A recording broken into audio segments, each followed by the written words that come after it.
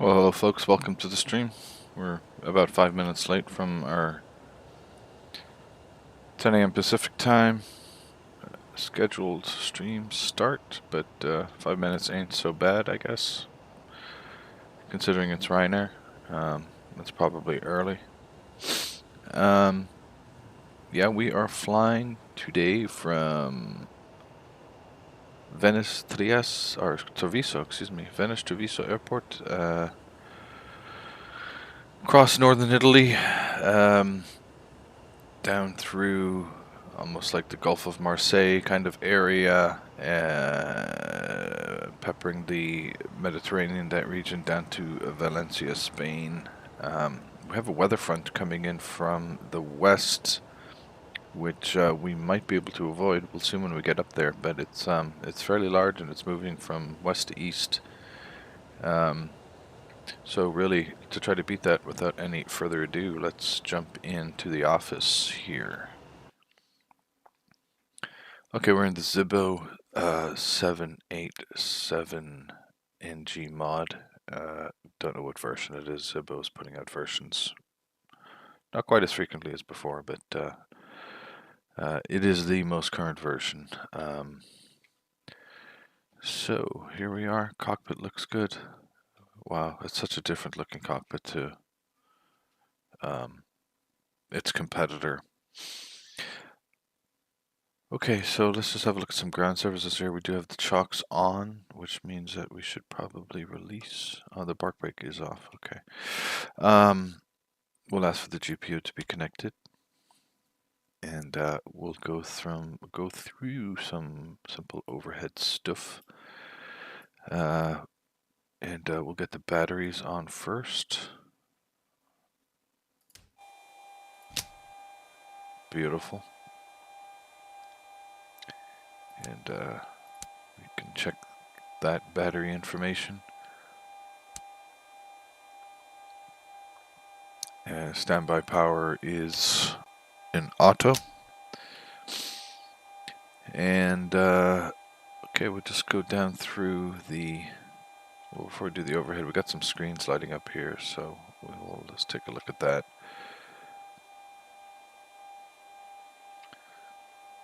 Okay, so I got the captain's screens on, the center ECAM, upper ECAM is on.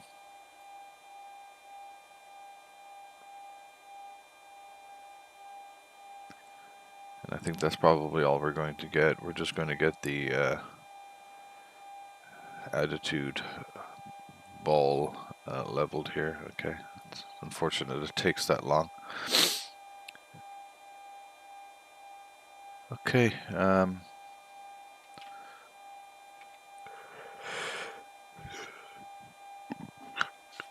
so the ground power is providing good positive power. We have nearly 400 hertz and 113 volts, so we will accept that ground power.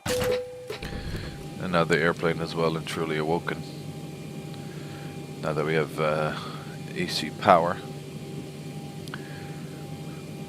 Okay, so just a little bit of cosmetics first. Just want to get all my lighting good, so the overhead panel brightness looks fine when it's off right now, because it is daytime. Front console, everything is off on the lights. That looks good. We will need some lights, so we can actually read some of these displays. We'll ask for the cockpit door to be closed and put that in auto mode.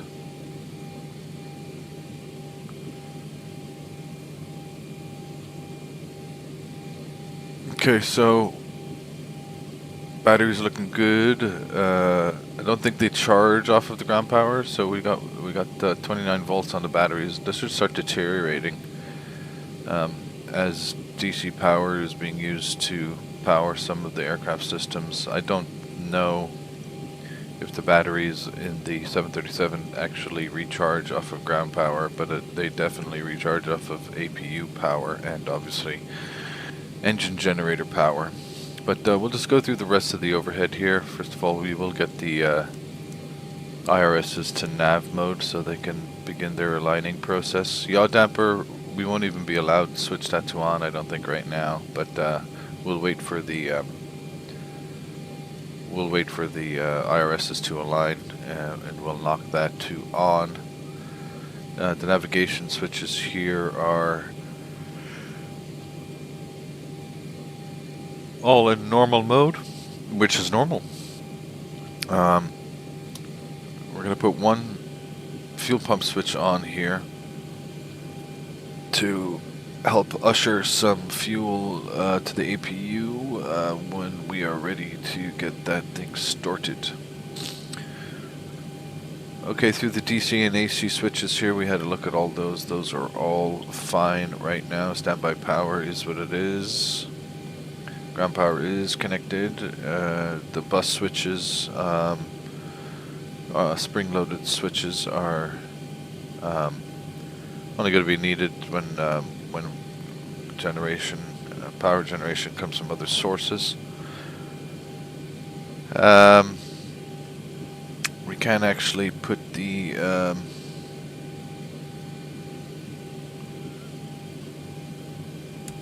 navigation lights on.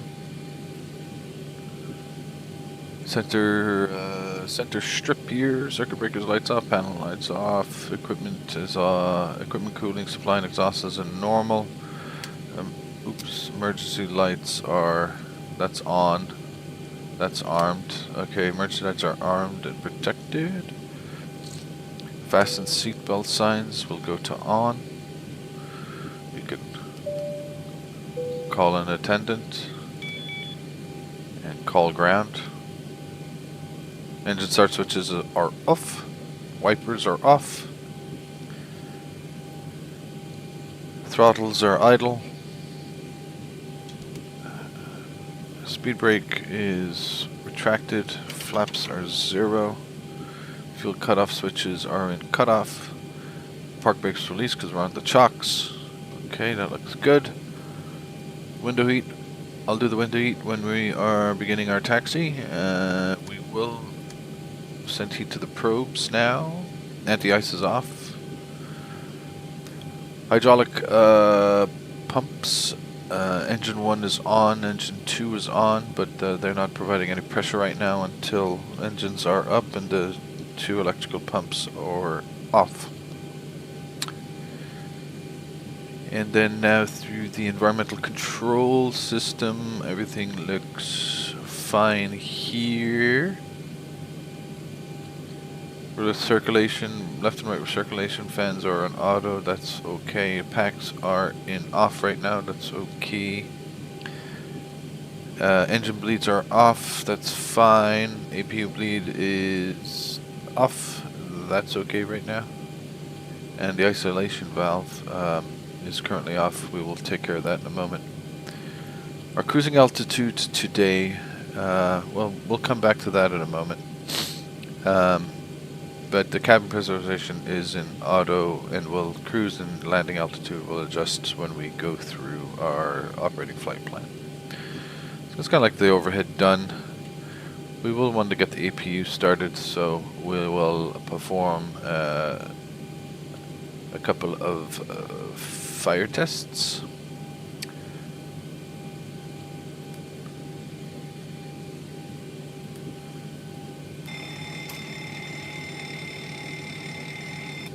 Okay, that looks alrighty.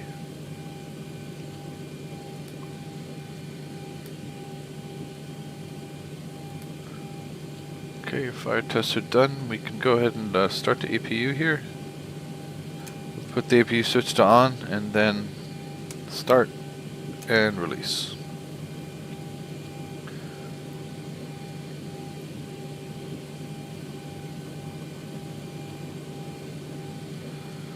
So we'll just see this EGT get up to, I think, between 8 and 10. And then it'll drop back down and idle, I think, just over 4, and that means the APU is running and providing power.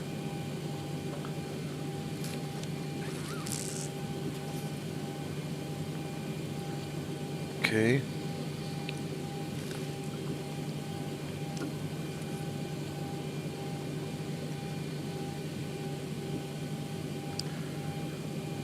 Okay, exhaust gas temperature is beginning to settle now.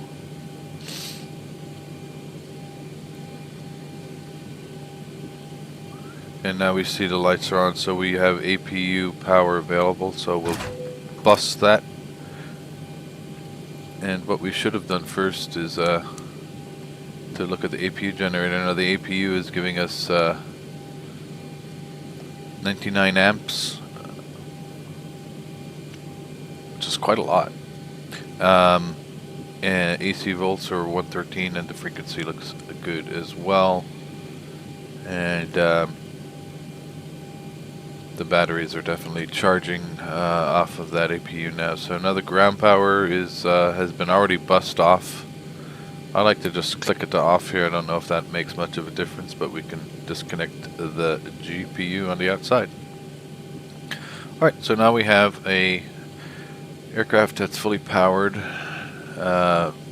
by the APU. And we'll get some charts together here on Avitab. Should have had these ready first, but LIPH, we are in Treviso, Sant'Angelo, near Venice. I'll grab up the airport page, and but now is as good a time as any to go through the, as you can see, here's the weather system I'm talking about. Some very heavy rain spanning through the, I believe it's the Apennines up to Switzerland, even further afar, but it's very heavy, right through France and into Switzerland. Okay, let's look at the OFP. We'll just look at the weights for a second. So we have a full complement today. 189 seats have butts on them today.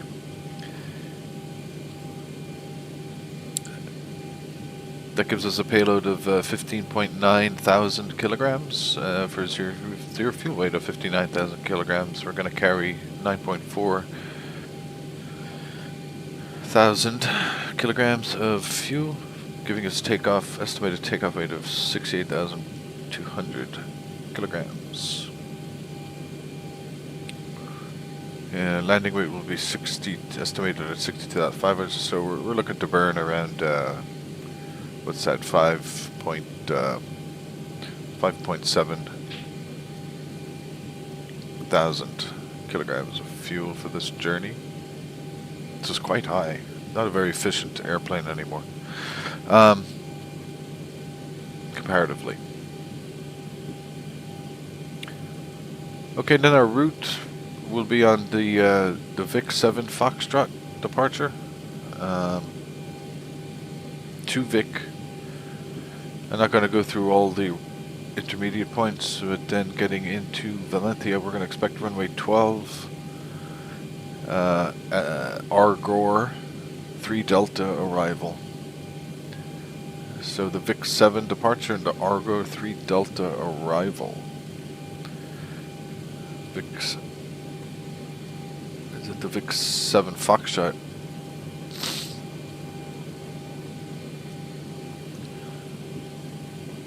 Okay, we will be departing from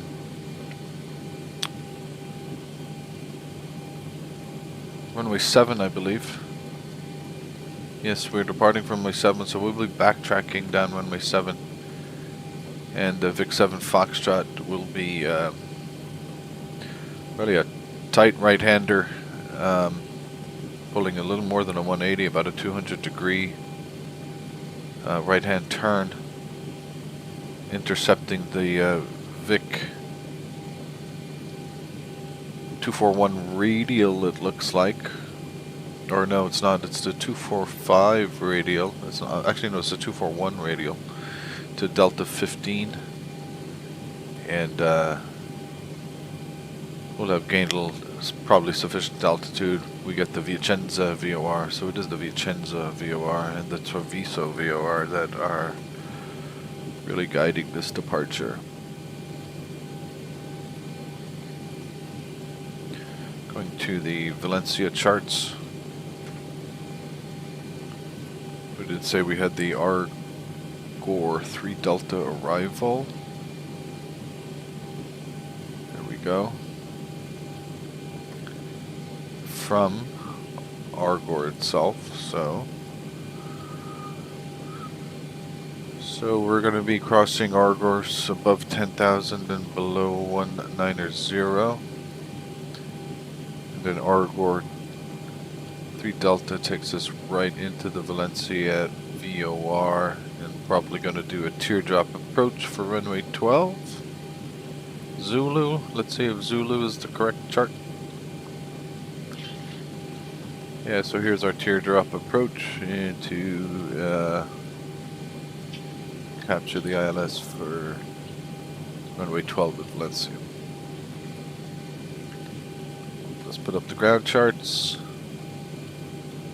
airport charts, 10-9A for the parking spaces, and that is all we need. Okay, so we're good on the charts. Are we good on the IRS alignment? I think we'll know that when we go to the FMCs here and do a little bit of work on these fellas.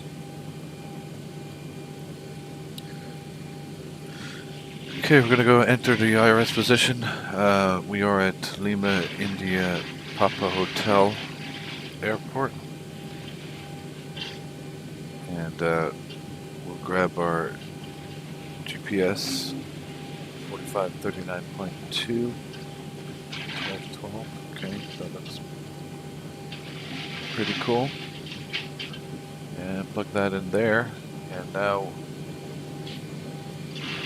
see, our IRSs have already aligned because they've been doing their business when we've been doing all this talking. And okay, we'll go to the route page. Clear that. So Lima, India, Papa Hotel, going to Lima, Echo, Victor Charlie. That is our company route. Runway 7. We are Ryanair 52 Sierra uniform. That's our call sign today. Go ahead and activate that and execute. I'm going to go to the plan view on the navigation display. Zoom in to 5 nautical miles. So as you can see, we've got a very beautiful departure that is mapped out almost precisely as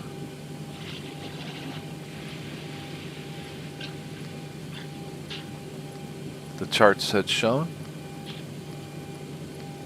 So this looks really good. This gets me to the VLC. Okay, so we'll just go back to here. What I like to do is make sure that the altitude and speed restrictions are carried. So this looks good. To 460 feet.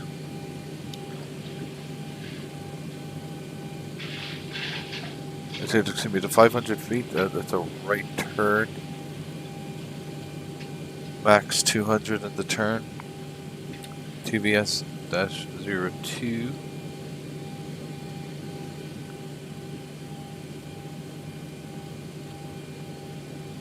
Okay. It's up to 2410.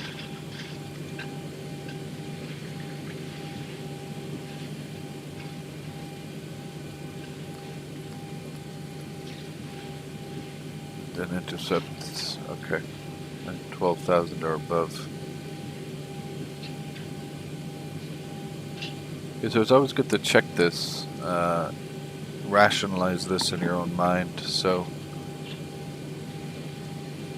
we take off, and then at 500 feet, barometric altitude, it's a right-hand turn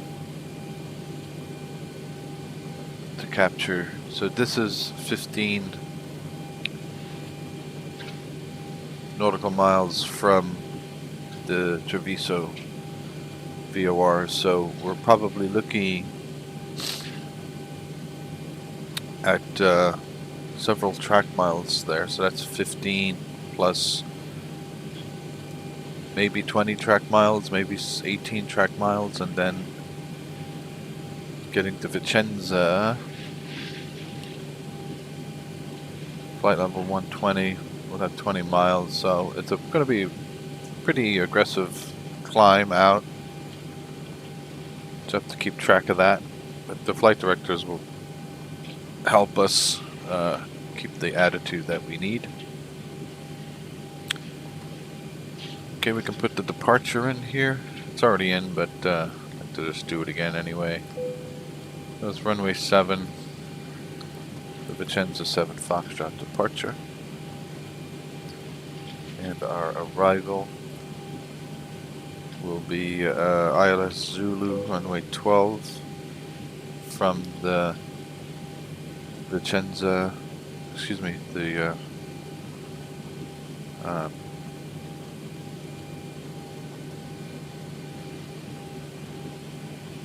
Valencia VOR for the teardrop approach. Argor 3 Delta departure is correct, and we can execute that. Okay. Make sure there's no discontinuities. And there's our teardrop approach. Very nice. Okay. Go back to the legs page. We'll get it out of plan mode and back to map mode.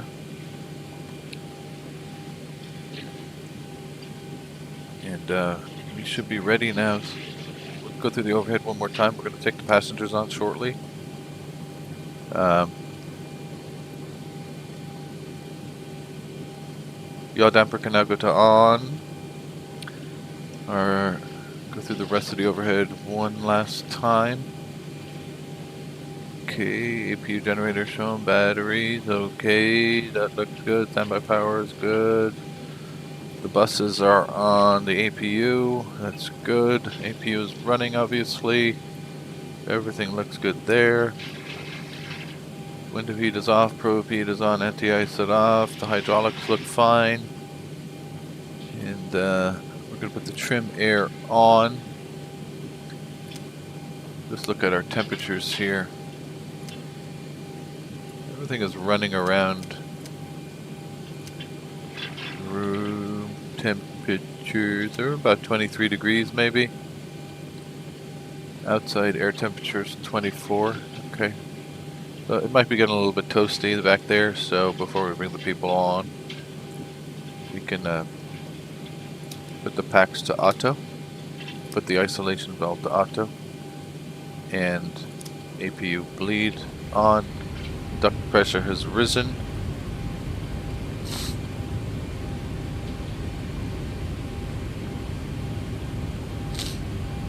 Cabin pressurization, we can go to our charts here for a second to get our landing altitude in Valencia.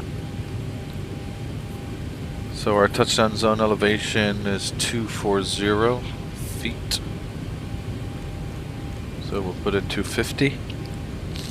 And our cruising altitude from our OFP 350. So I think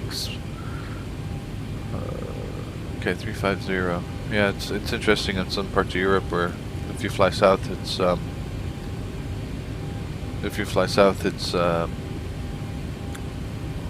odd flight levels, cruise levels, and flying north, it's even. Okay, so the overhead panel looks good now. nearly ready for departure settings. I do have my radios on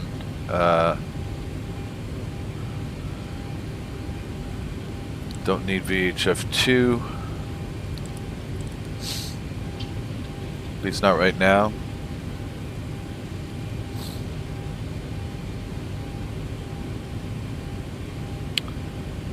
Squawk code 3172, yeah, why not?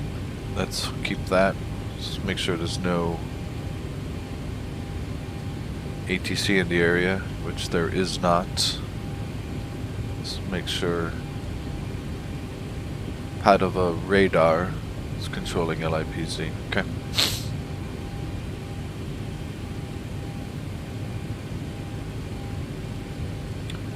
Alright, so I think it's time to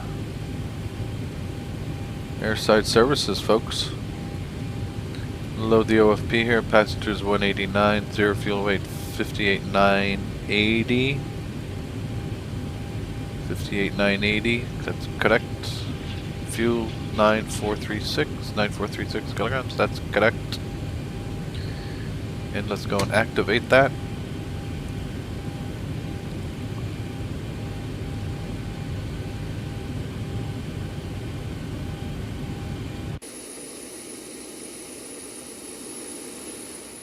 So the little sneaky, cheeky, chappy staircase has come out of the airplane.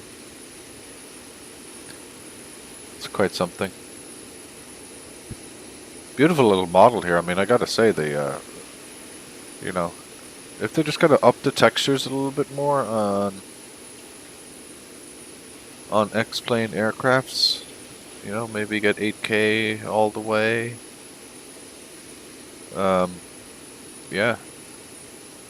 Microsoft Flight Simulator, see you later. I have a feeling X-Plane 13, presuming it's going to be 13, the next gen scenery. I'm hoping that Laminar just really do the right thing, whatever that is. I'm not asking for photometric, like, you know, crazy, brilliant stuff like that, but, you know, anyway. Alright, we're gonna sit around and watch this take shape for a little while. We'll be right back.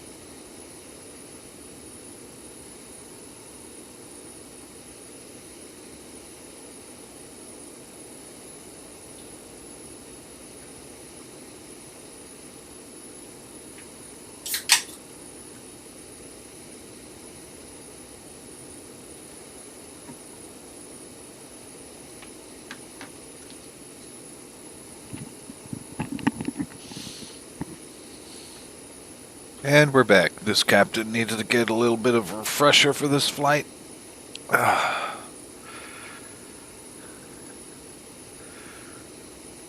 So how we doing?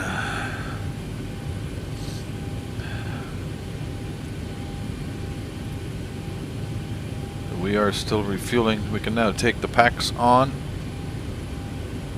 and bring the cabin temperatures down a notch or two. And to get the passengers on, we need to chime them in.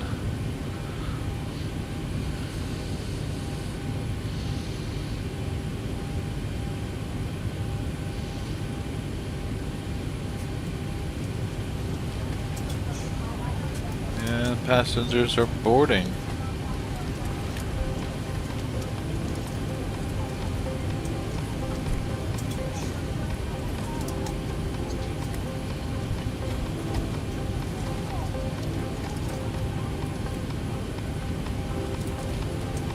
Ground to flight deck, fuel is all loaded up and you are good to go. Alright, cheers mate.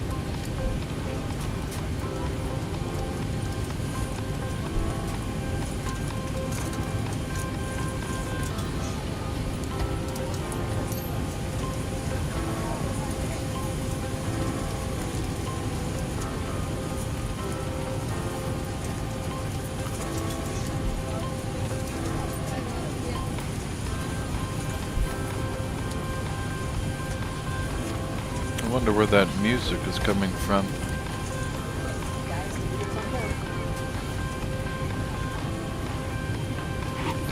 Takes a bit of while to board the packs in the Zibo, unfortunately.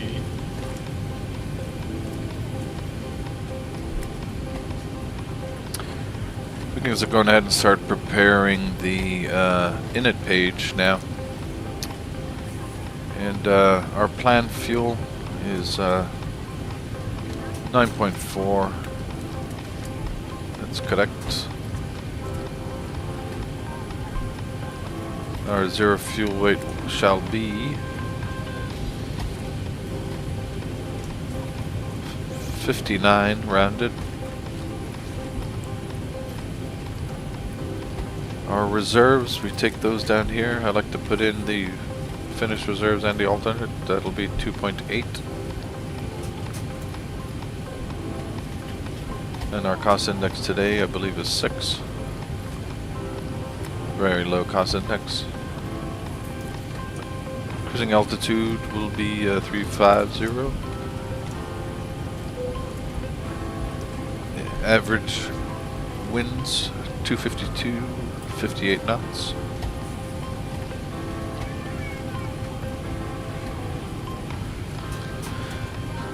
Outside air temperature 23. Oh, sorry, top of climb temperature. So we will go to the flight log. Here we go, top of climb, temperature -50.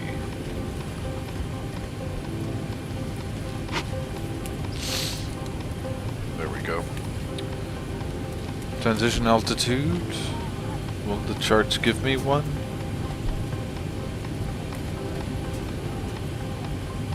Transition altitude is 6,000, so that is correct. And we can go ahead and execute that.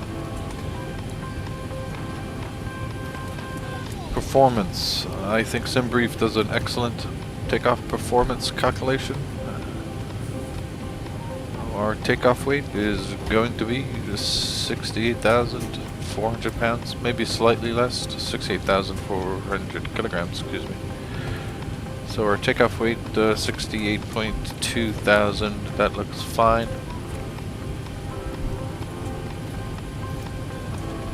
What we should probably do is get the weather here in Treviso.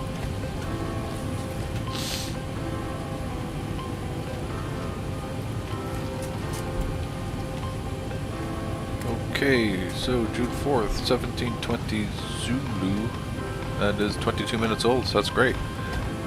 Winds are 150 at 4. Variable between 110 and 180 degrees.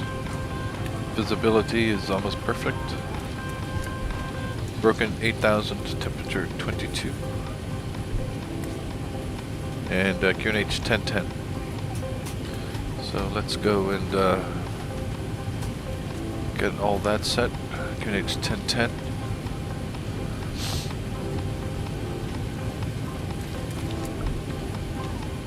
And back to the sim brief calculation. Flaps 5, D-rate takeoff 2, select temp 30. D-rate takeoff 2, select temp is 30 degrees Celsius. So it's not much of a D-rate off of 2.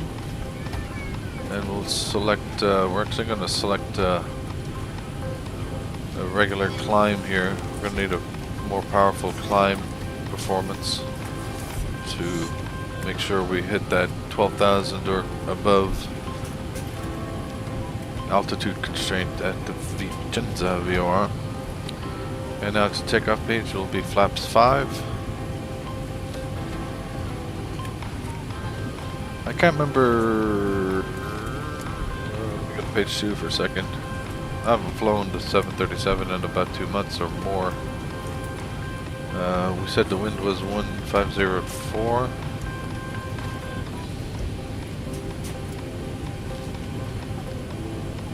And runway slope, we're just going to say nothing. Valid entry, okay. I think just leaving it alone then is fine. Acceleration out, altitude 1000 above ground level. Runway is dry.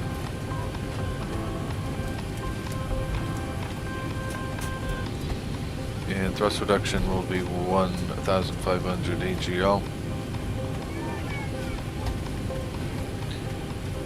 And the center of gravity, I've forgotten. Oh, it's actually back here. We have to wait, that's right. We have to wait for the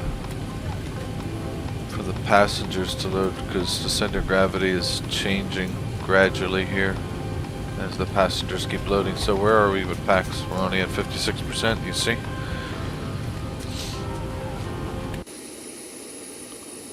Wonder how you could accelerate the time. Michael O'Leary would be furious with how slow passengers are boarding here.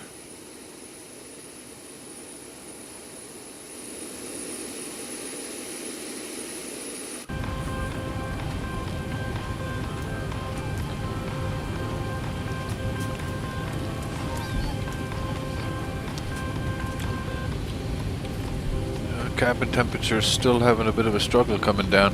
Let's see if we can get it down to 20 degrees Celsius or 21.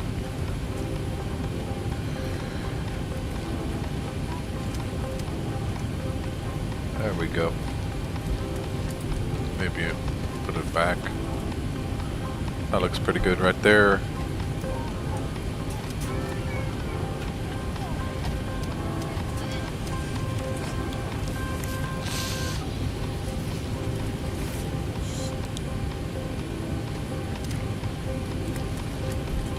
Supply duct temperatures. Okay. 69%.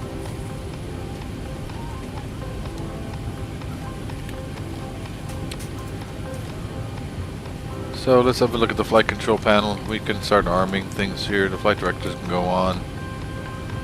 Auto throttle will go to armed mode.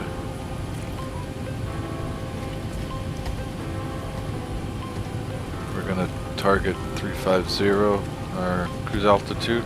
We don't have any ATC. No, we don't. And we can arm the LNAV. VNAV not quite yet because we have to finish our... I believe we have to finish our... Do I have the... See, this is all in, so I can actually activate the VNAV.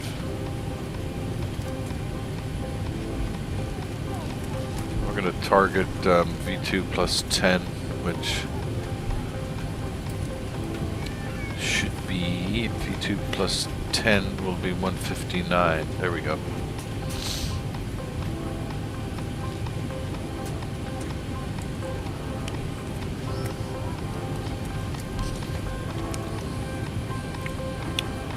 wonder, will this, will a copyright strike be put on this video with that music playing? It's Zibo music, so... we'll see. It's not like I'm gonna make any money off this thing. Alright, we are 80, nearly 85% packs loaded here.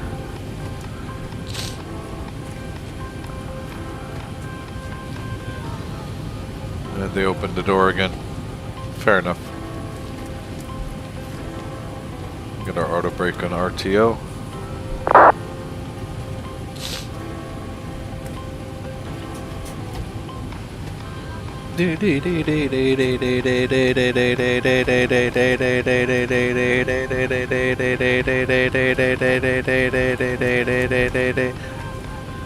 It's a musical marvel.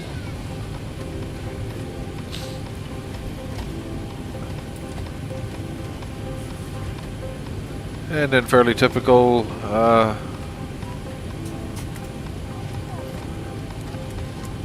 Ryanair fashion here, we were supposed to be off the blocks at 17:10. We'll just make sure, oops, make sure the times are correct here. 17:10 Zulu out in 1940. Hey, you guys are cutting me short there. You guys are killing me.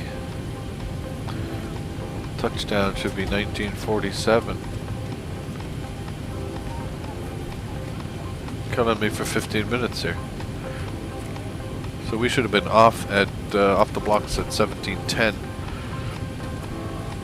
There we go.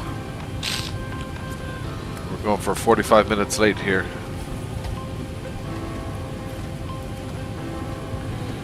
Ooh, packs are in. I hear the door closing.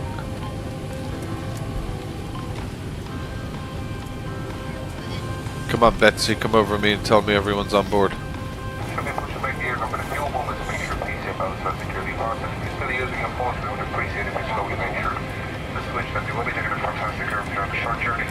Yours are meant before the departure. Would appreciate your full attention as the safety is over here. Thank you guys. Alright, thank you very much. They have shut the door for me. Very good. Everyone is on board. Now I can go and get the takeoff weight center gravity is 19.5.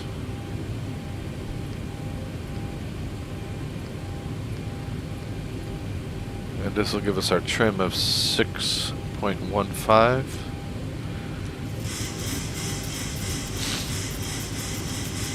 Which is about there. And we'll actually use the sim brief V speeds. So V1 142. It's actually very close to what Zibo's calculated here. V rotate is 142. V2 is 149. Wow, it's almost identical. Okay. We have 7,280 feet of runway, and even do, if you want, just to see what the let's see, takeoff performance. Actually, this doesn't give you anything. Can't even put in the runway here. Dry, flaps 5, with the ice off, wind is 150/4 knots. Outside air temperature is 22. This is 1010. LIPH, yeah, I can't even select the runway. Anyway, don't think that really does anything at all for us, so we have everyone aboard. We are ready to plan our pushback for runway 7.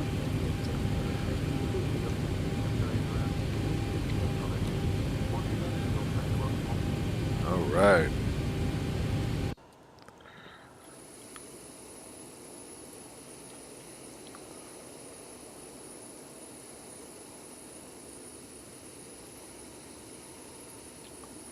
Ground to cockpit, plan acknowledged.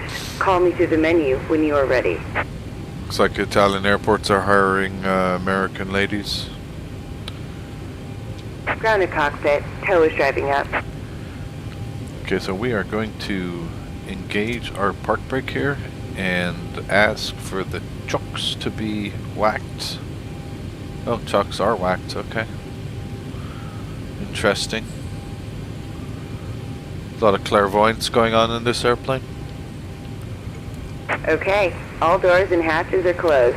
Ready to connect. We have BMW X3s driving through walls here in Treviso.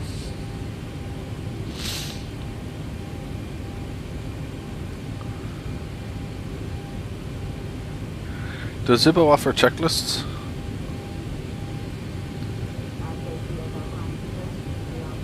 Before pushback. Transponder. Oh, look at that. That's pretty cool. That is checked. Park brake is set. Hydraulic pumps on. Okay. Tow connected and bypass pin inserted. Release parking brake. Okay, I will release that park brake for you, lady. Starting pushback, and you may start engines. Ooh, I gotta turn the anti-collision light on here.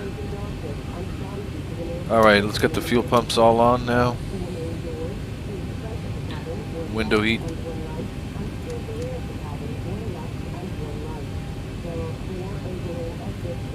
Go to actually Gen 2, because that's going to be the first engine I start.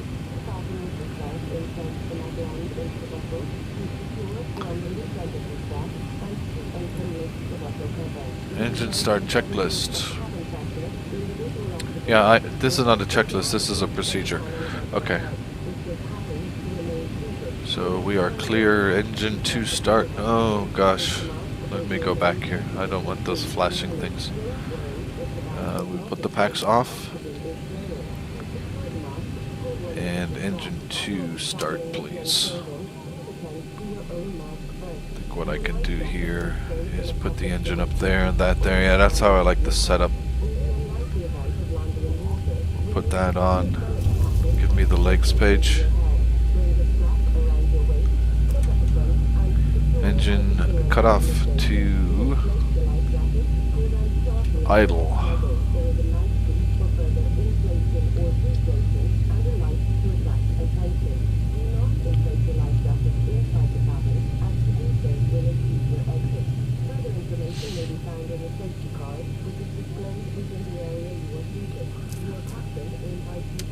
Okay. So Operation complete. See Go ahead and set the parking brake. Park brake set. So we can see here that Gen 2 tow. Stand by. engine 2 generator is giving us basically 400 hertz frequency at 114 volts. We'll see that Gen 1 is 0 because we haven't started the engine 1 yet. So I like that, and I can take that power now. And we can start engine 1. We won't disconnect yet. We're going to wait for 2 good engine starts. N2, just following N2 on the upper ECAM.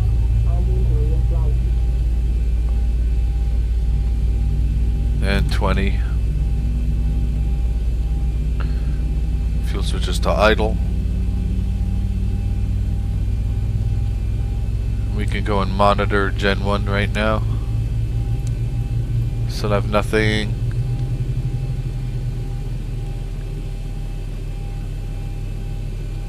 Okay, that's a good engine start.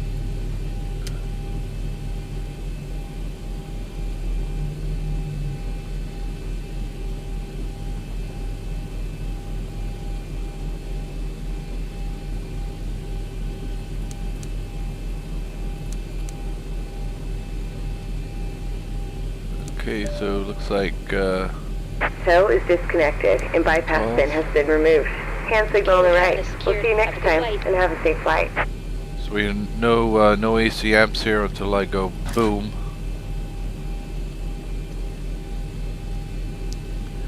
Now 69 amps of power off Gen 1 and 69 Gen 2. TR1, TR2, TR3, everything looks very nice there. And can turn off the APU and put the packs back. APU bleed can go off. I assume my first officer gave them the hand signal. Okay, do flight control test here. Full up. And check. Full down. Check. Neutral. Full left. Full right. Rudder. My rudders are weird. I gotta kick them into action.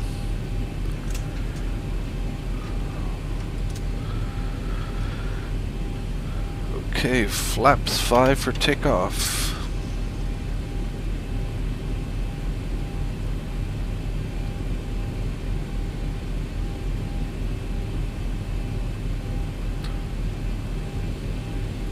Go to... what other kind of checklists do we have here? Engine starts done before taxi checklist. Gosh.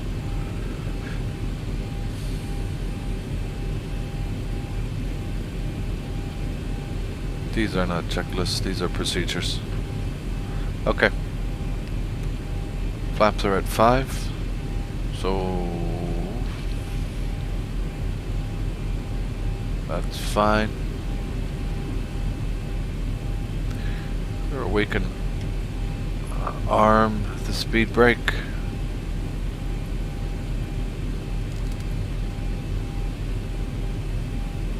Do not arm. Alright, let's just get going, eh?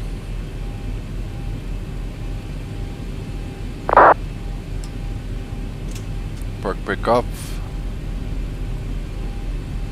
Taxi light on. We should put the engines on continuous until we get to 10,000 feet.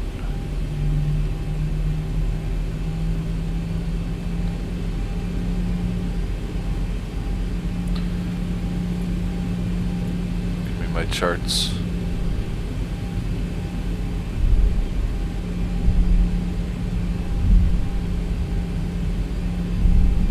Sounds are great. Everything is, you know, everything's really great about this Zibo plane, man. I mean, it's just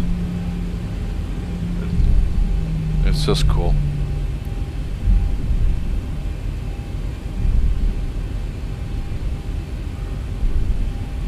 Treviso traffic, Ryanair 52 Sierra uniform, backtracking, runway 7, Treviso traffic.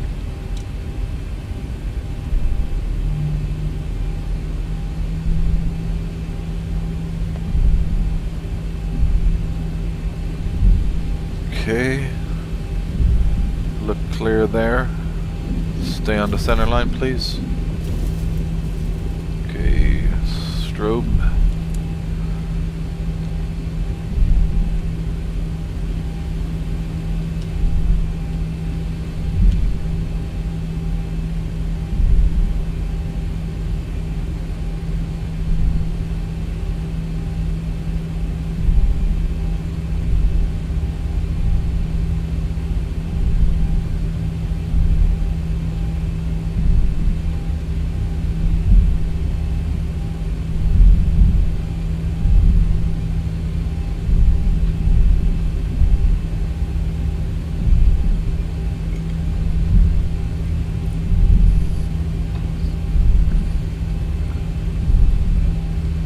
Okay, winds are going to be coming off of the right, about 4 knots.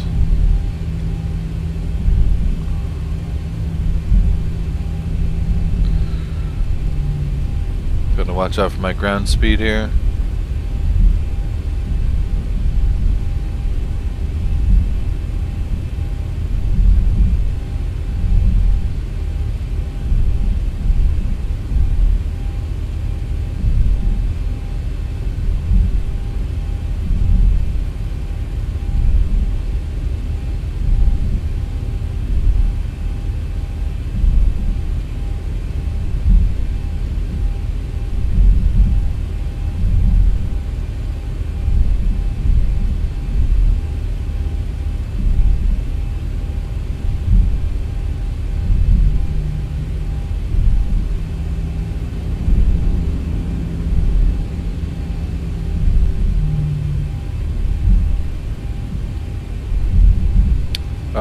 And again, we're going to have fairly reasonably powerful climb out to get to the Vicenza VOR at or above flight level 120.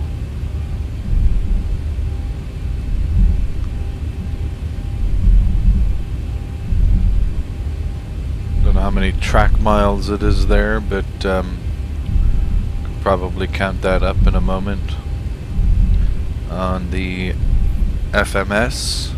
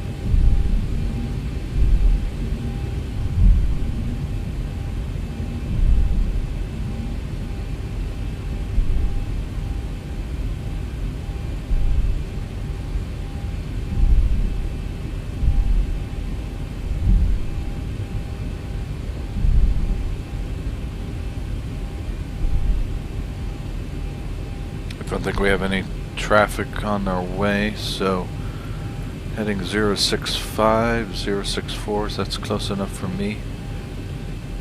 So we have 1.1 plus, so that's 9.7 plus another 12 miles is 21.7. And then 24.7, 25.3, and 30. So we'll have about 32 miles, 33 miles to get there. So I think we should be okay.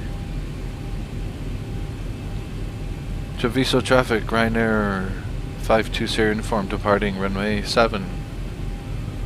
Treviso traffic. Okay.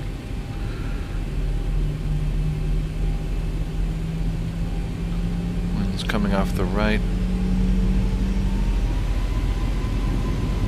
Stabilized toga.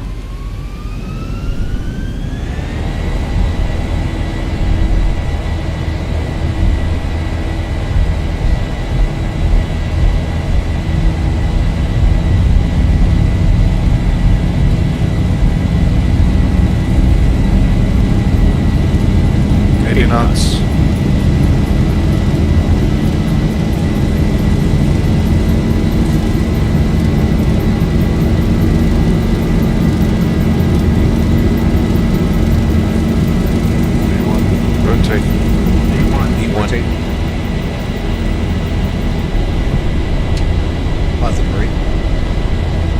You're up.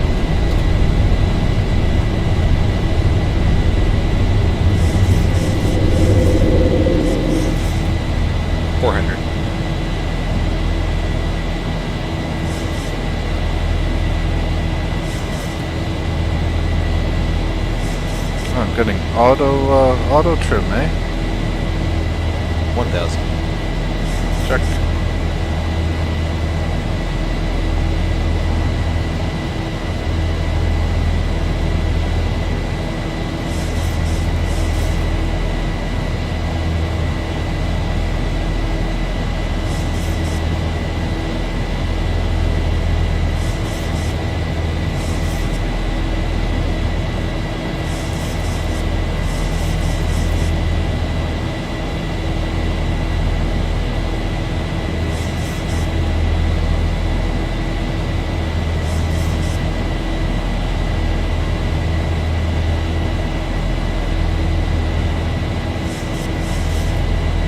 Flaps 2.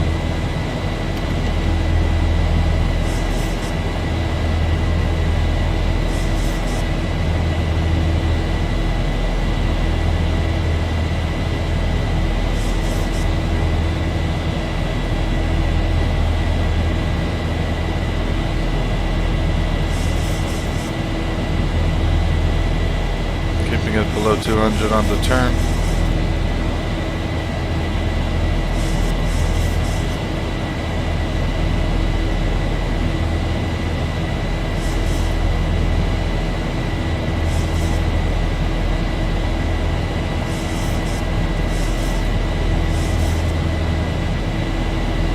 Venice ground, good day, Wizard 3 Tango Charlie, real check. 5 by 5. 5, thank you, Wizard 3 Tango Charlie, we are at stand 365, information Lima on board, Airways 321, request for clearance to Palma, Mallorca.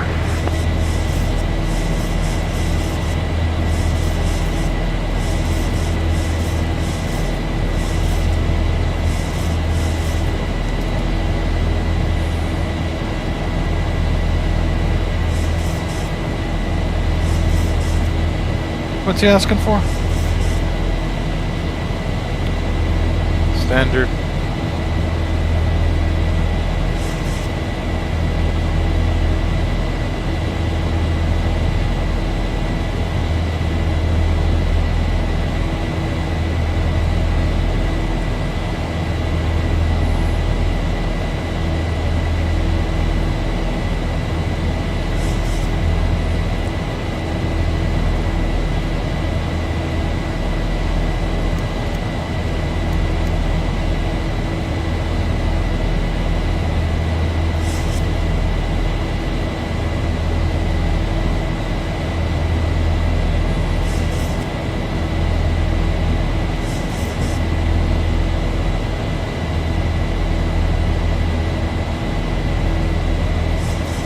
Can't even go to flaps 1.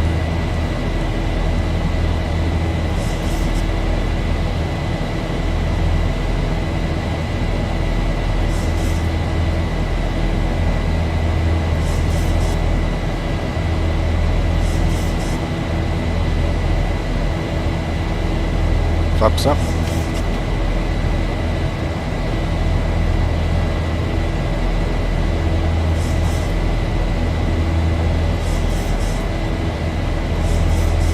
Oh, I do have center tank fuel. That's crazy.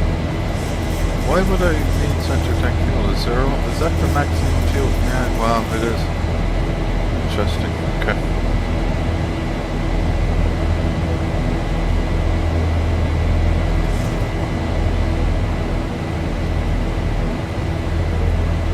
That's such a crazy max 200 in the turn. I'm just gonna direct myself to Vicenza because I'm gonna be well above.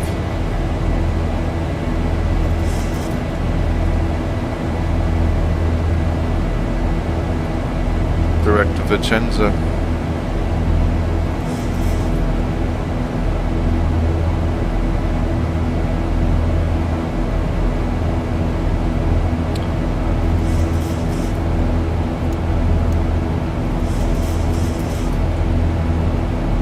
Starter switches to the alpha position.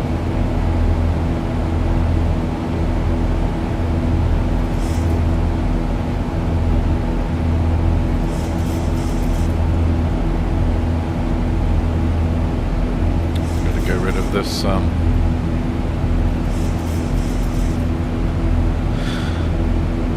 get rid of the yoke.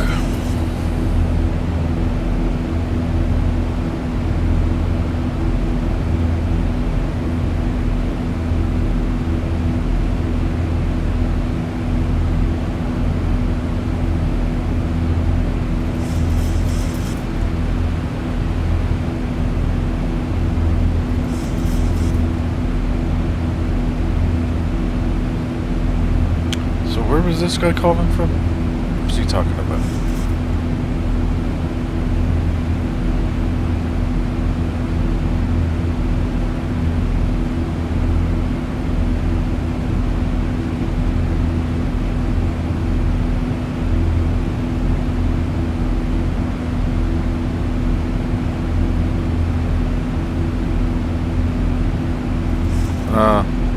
I see what's happening.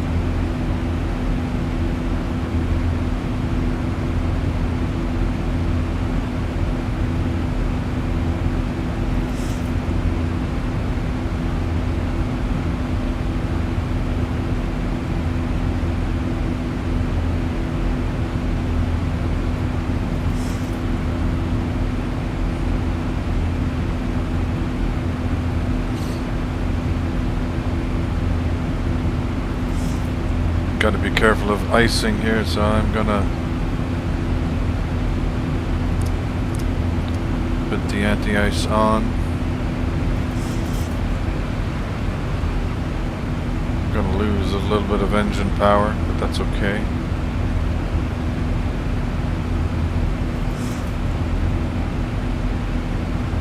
Not a lot.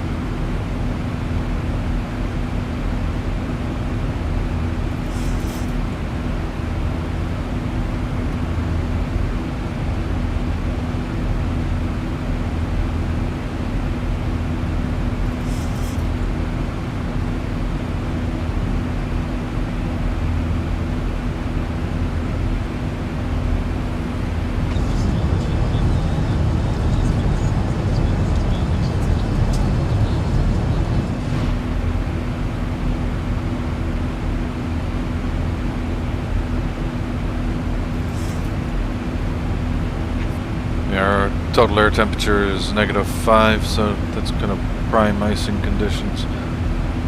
But the where do I find the static air temperature?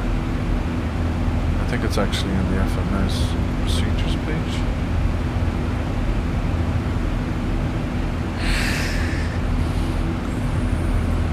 Yeah. Static is -29, so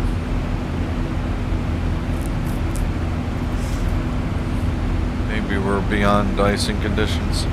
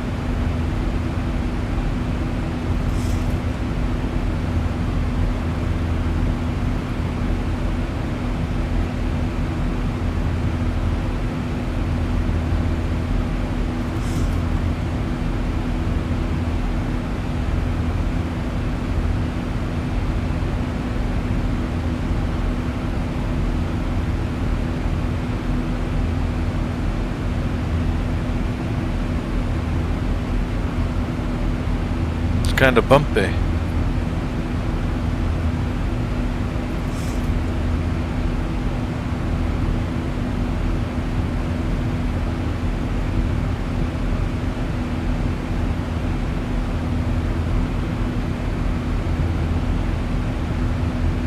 Will we get above these clouds?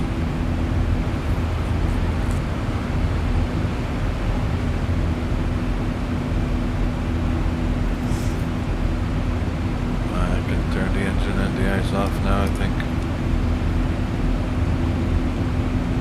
And wing anti-ice.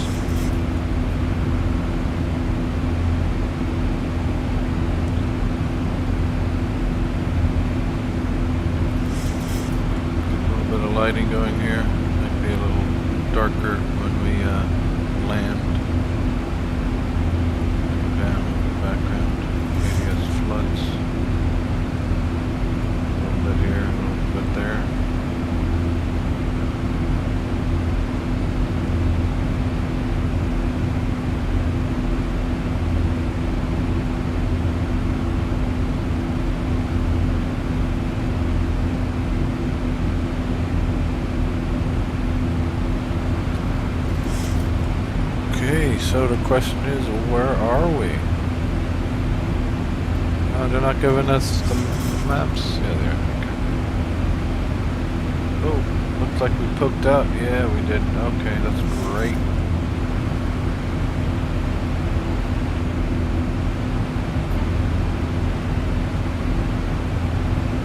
So just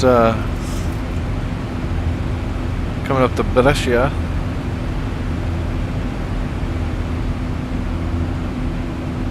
2,000 to go. I think I'll be skimming the tops of these clouds all the way in. This is the weather front I was talking about.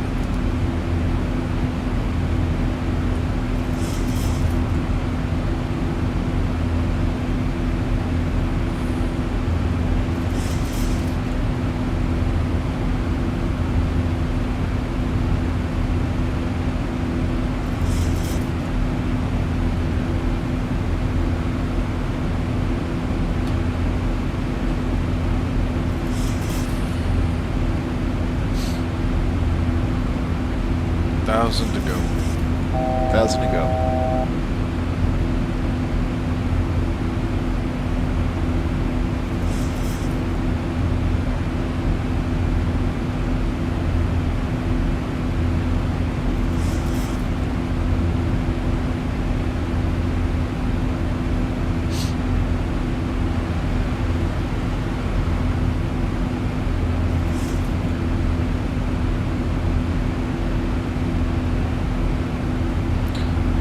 What's optimum here?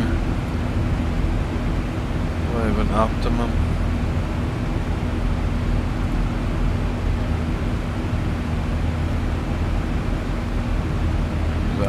Optimum is 370 actually, according to this.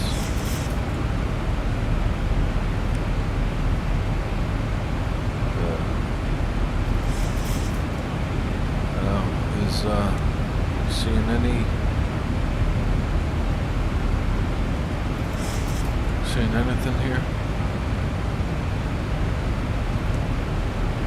Not particularly.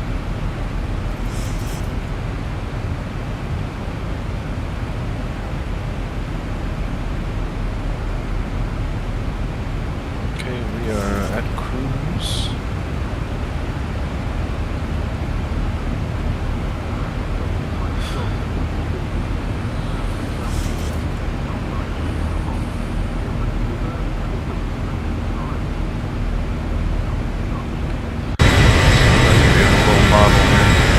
I love the sounds, to be honest with you.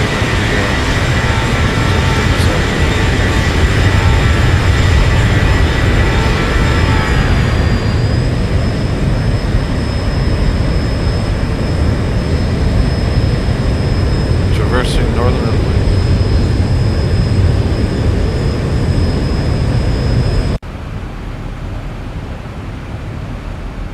There's some high clouds, eh?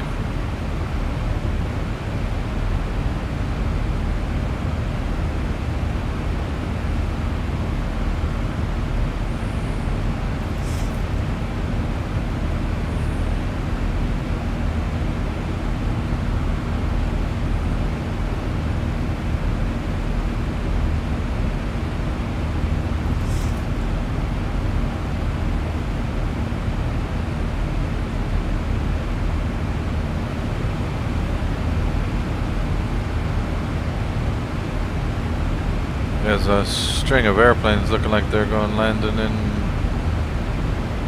Milano.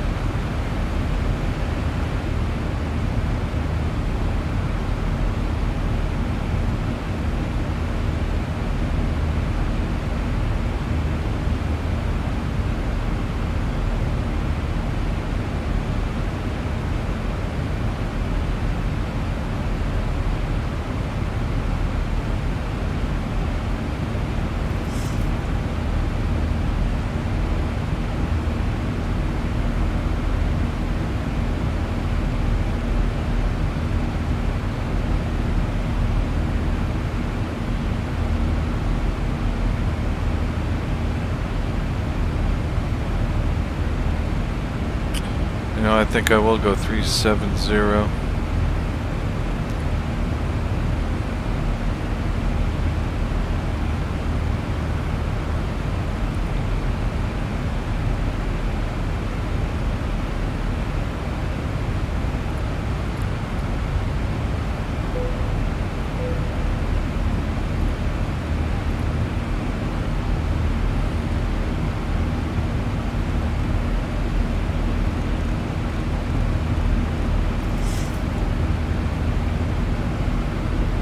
Flight level change.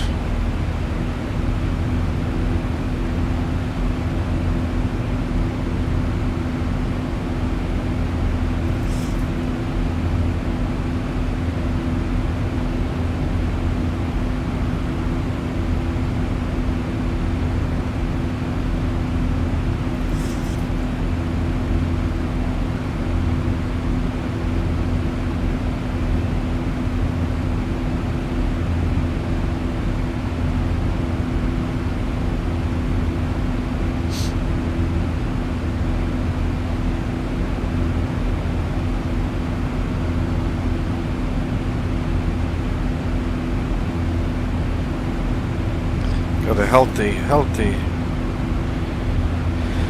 headwind here. 1,000 to go.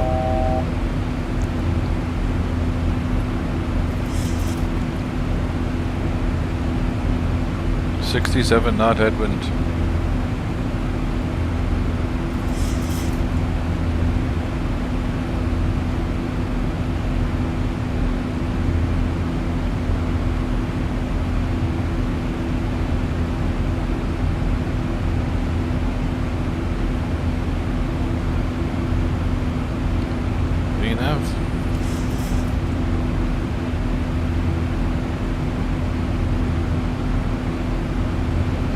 It's a bit better. We were in the thick of those clouds too much.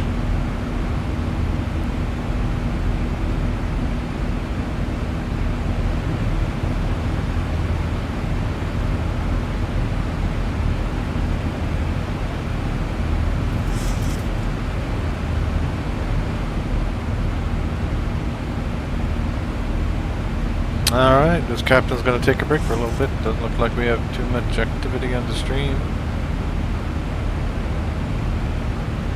Got, not going to take too long of a break, but let's get some fresh air for about 10 minutes. And we have 500 miles to top of descent. So that's about an hour, a little under an hour and a half from now.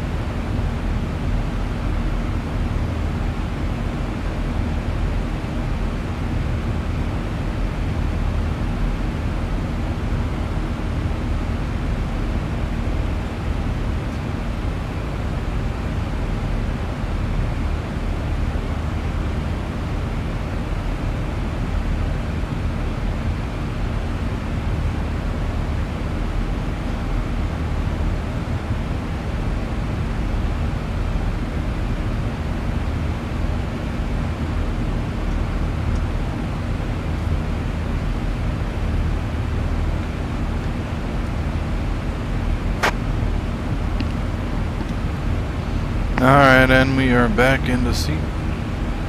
No ATC.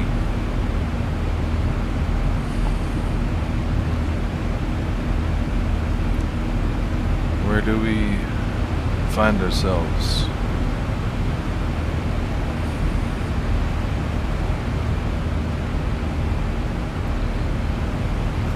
Approaching French airspace.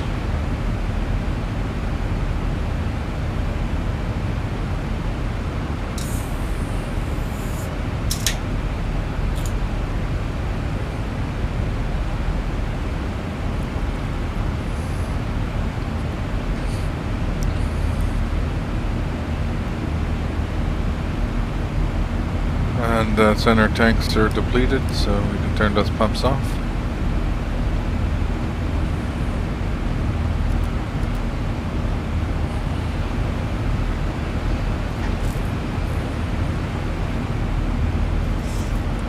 And top of descent, 423 miles. Still a solid headwind.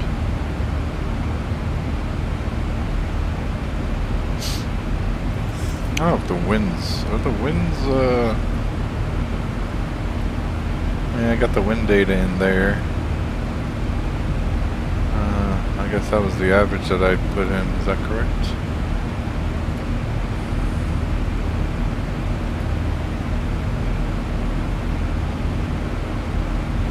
It's not showing the cruise zones any longer.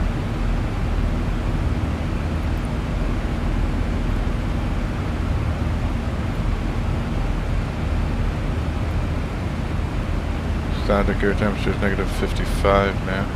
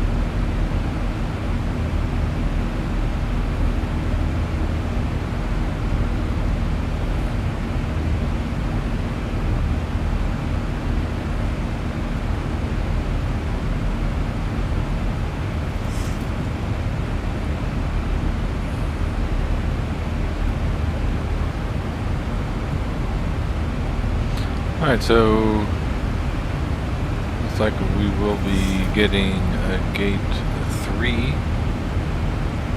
in Valencia.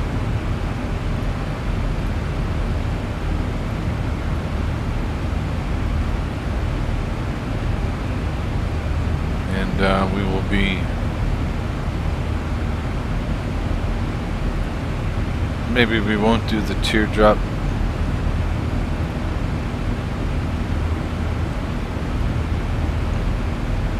So 11-1, let's see what Yankee looks like.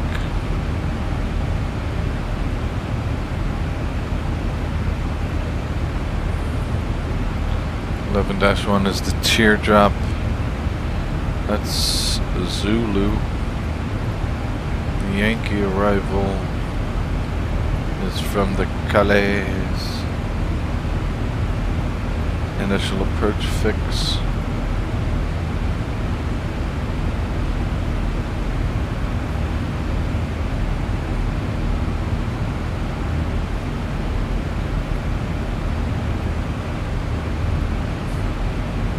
But it looks like we do have an option to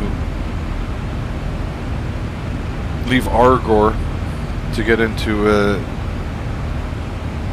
18-mile approach arc to Opera.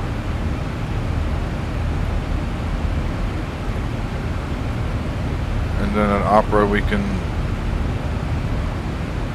head on track 138 to the initial fix for the ILS for runway 12. So let's see if we can do that.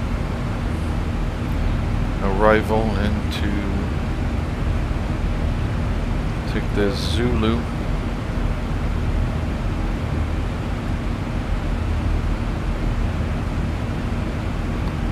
Transition Opera. See how that looks with the plan mode. Zoom to about 10. Legs page, step through the points.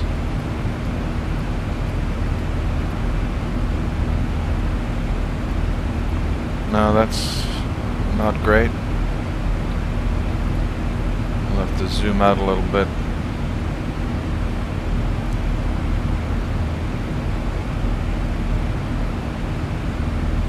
I want to get Argor. Take the Argor 3 Juliet instead. I think that's what I need to do. Argor 3 Juliet, ILS 12 through Opera. Let's see if that works.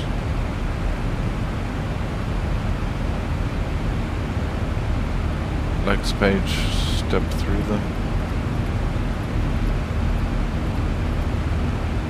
Argor.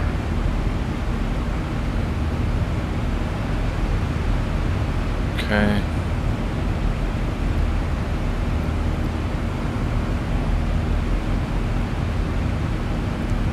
There we go. That's the procedure we want. Legs. Next page. Next page. Okay, that all looks much healthier.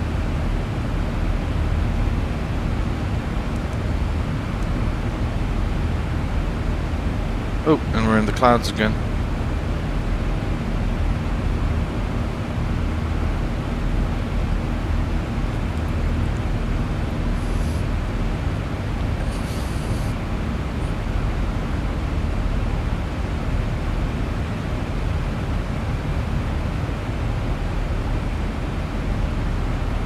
I'd love if they did the CTAF thing, the VATSIM CTAF in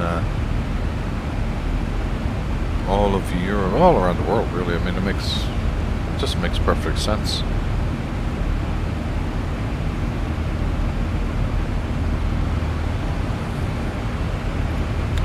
So we won't need this, and we won't need that. Still on the Zulu. ILS, it's a DME ILS. So we can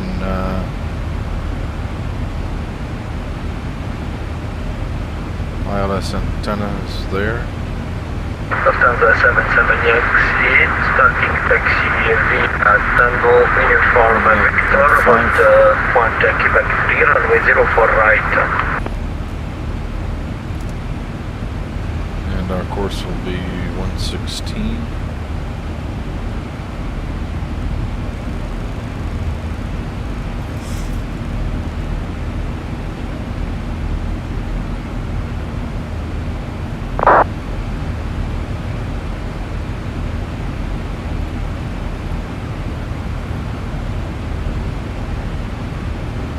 Probably just a bit of turbulence from the mountains and the clouds.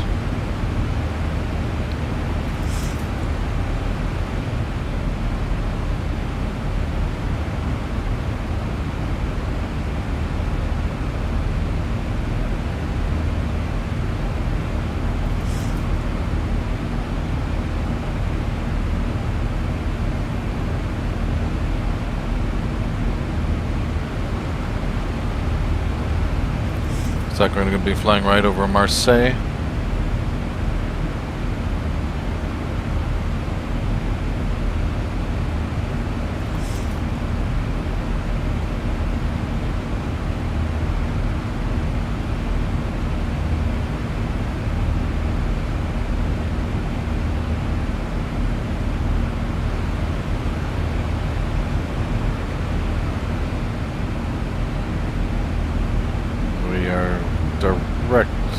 Winds are directly into our face. Only gaining 364 knots. And we only have a cost index of 6.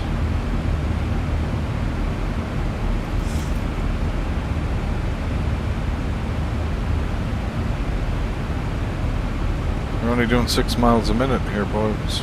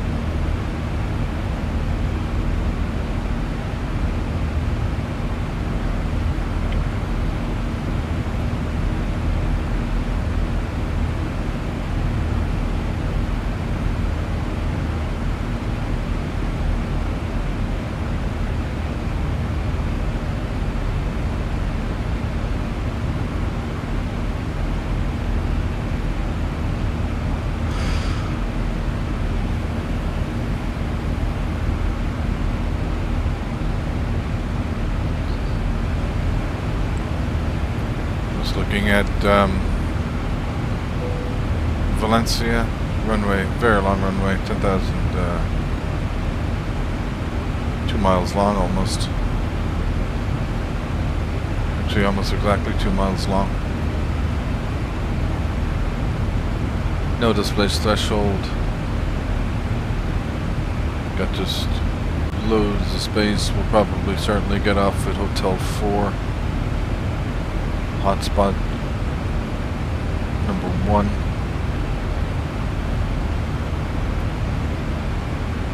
And Hotel 4.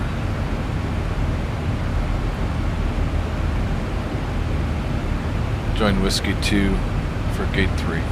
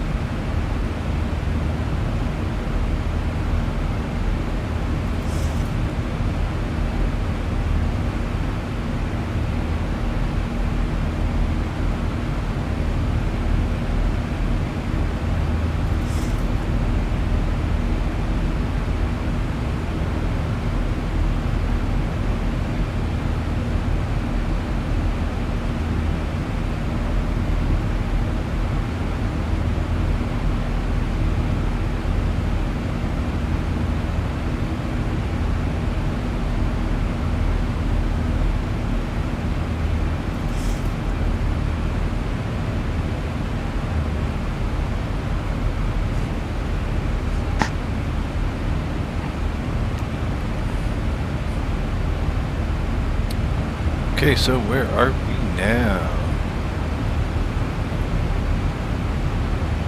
Okay, well, we've left the coast of France, the Marseille region.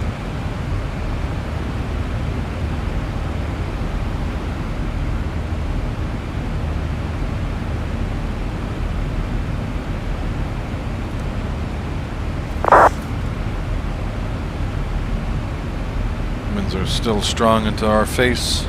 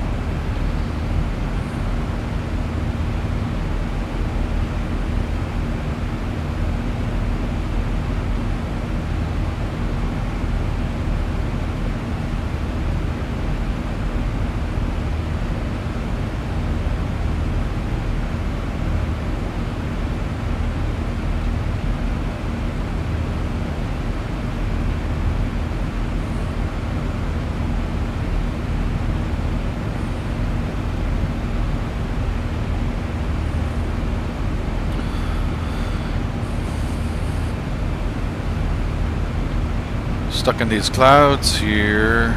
This is the weather front that has moved in from the west. And it looks like I won't get out of it until I start approaching Palma de Mallorca. Nevertheless, we are progress page 251 miles from top of descent, estimated at 1950 Zulu. So that is 38 minutes from now.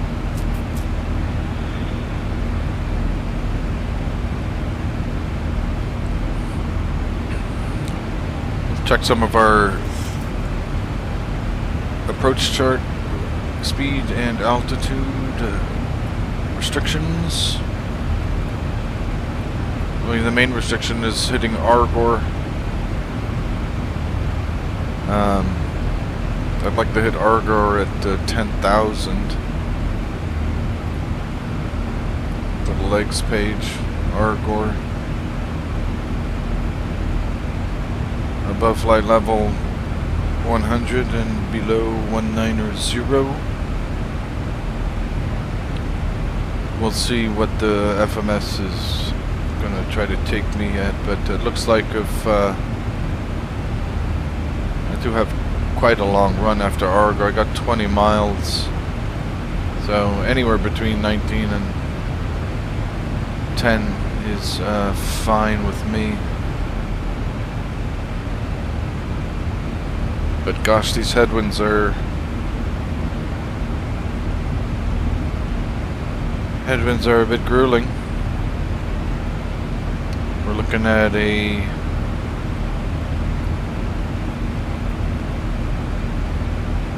68 knot headwind component, 67 knot. So yeah, we'll be coming in on Argor 3 Juliet, Argor to Delta 19.3 VLC, Delta 20 VLC, Delta 20 VLC. And this 18 TME arc off of the Valencia VOR gets us into Opera at the initial approach fix for runway ILS Zulu, runway 12. Leave Opera heading 138 to capture the initial fix of Delta 12.2 VLN ILS. And we have the radios, nav radios already tuned to 111.5, and course heading on the arrival, the approach is 116 is set.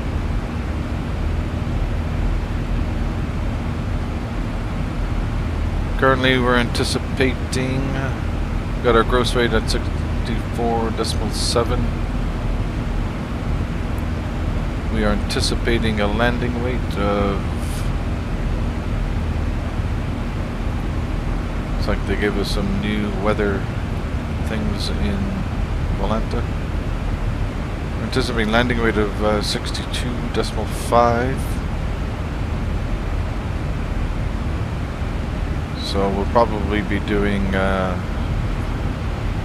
Valencia has a very long runway in Valencia, so we'll almost certainly capture Hotel 4.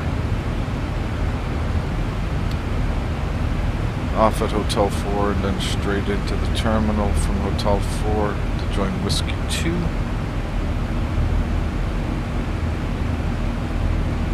But we'll probably be going flaps 40. But we'll see what happens when our gross weight gets down. We're going to lose about another 2,000 kilograms on the fuel burn.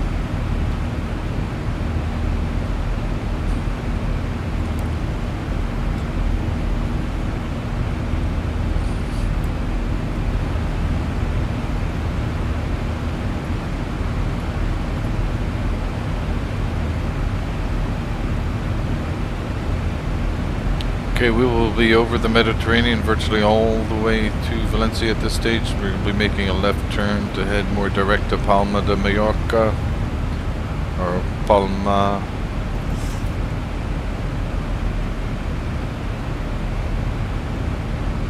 And this left turn coming up will help a little bit on the headwind component of the winds right now. I'm anticipating auto brake 2. We are full complement here, 189 packs. Not an empty seat in the house here. This cloud cover is something else. No rain coming up on the weather radar.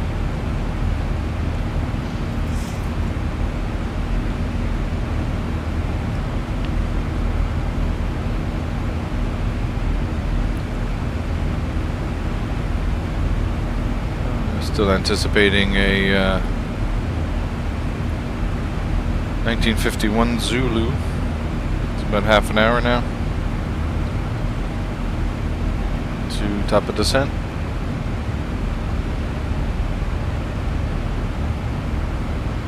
Our ground speed is rising a little bit more. 374 knots ground speed. We were 360 about 15 minutes ago.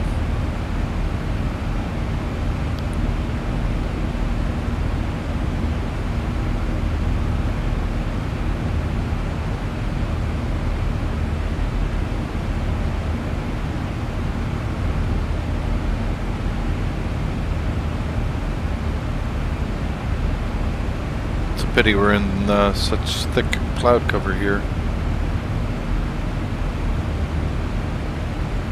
Let me see if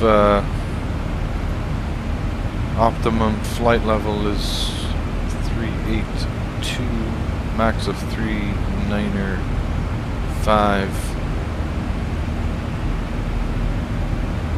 So we're kind of in between. We'll stay here. There's no guarantee 390 flight level is going to get us out of these clouds anyway. I simply don't know what the tops are.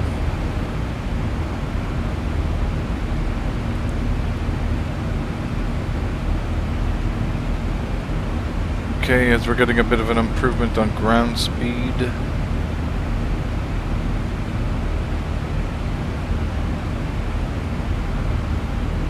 This entrancing is actually in track mode. The navigation display is in track mode.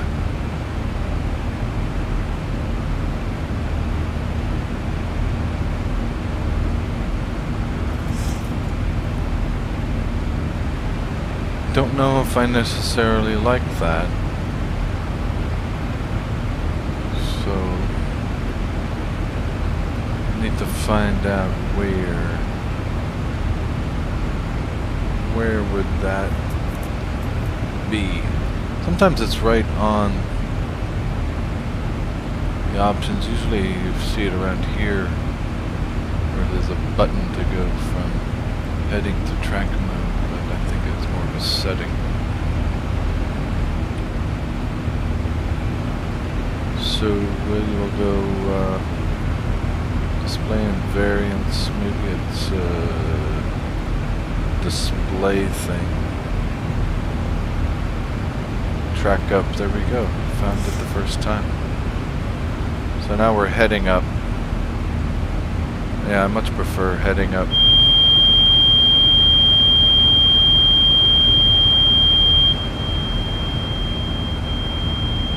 And we're out of the clouds.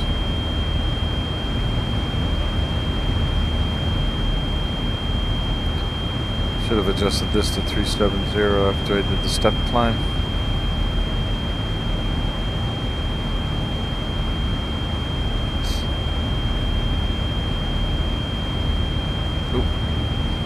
Clouds are building again.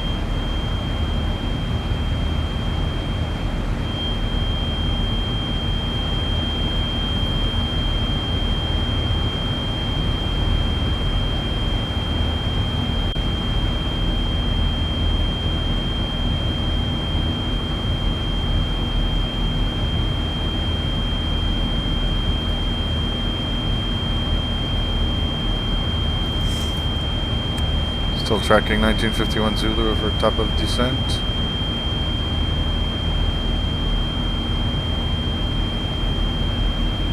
Ground speed is increasing slowly.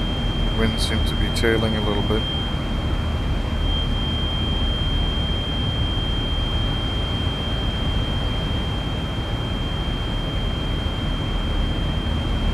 Look at that tiller, man. That is some tiller they have on the 737.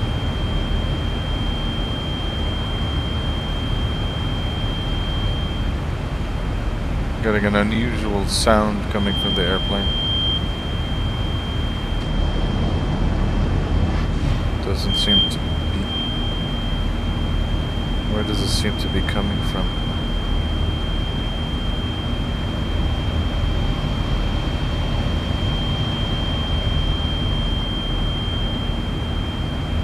Maybe it's in my head.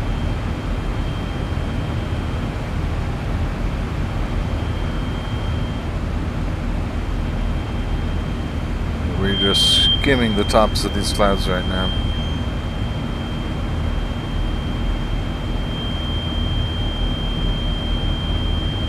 "25 minutes to top of descent."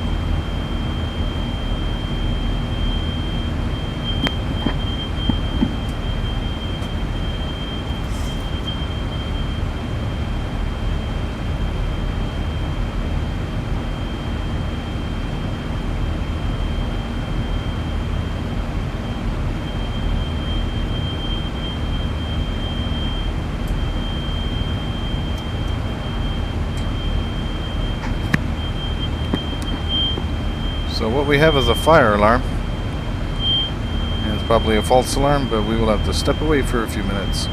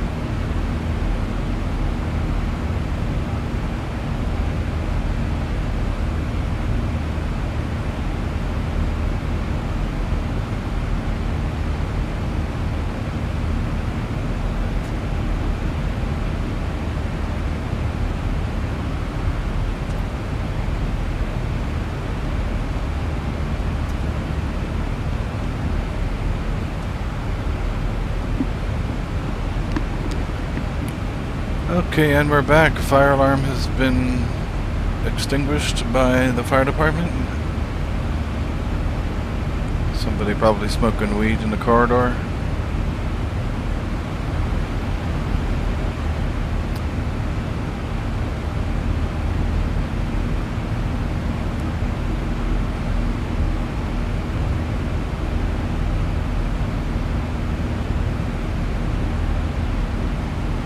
We are a little under 20 minutes away from our top of descent. Gonna get a can of soda from the fridge.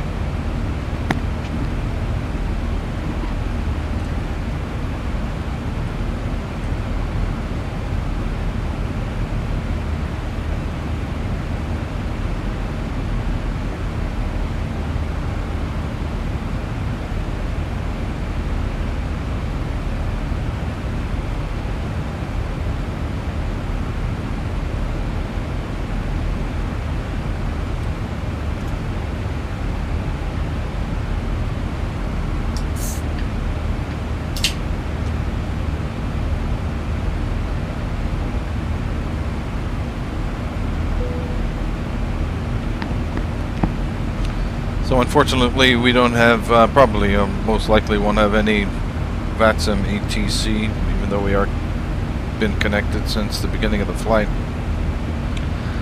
But if you're enjoying the stream, please do strike a like and subscribe for more.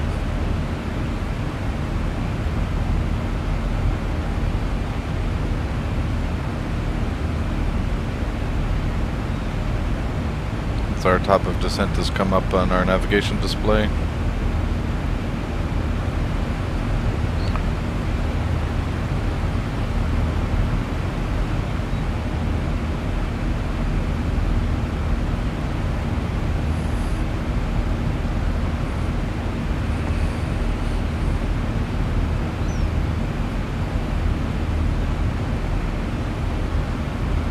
Winds have died down fairly considerably.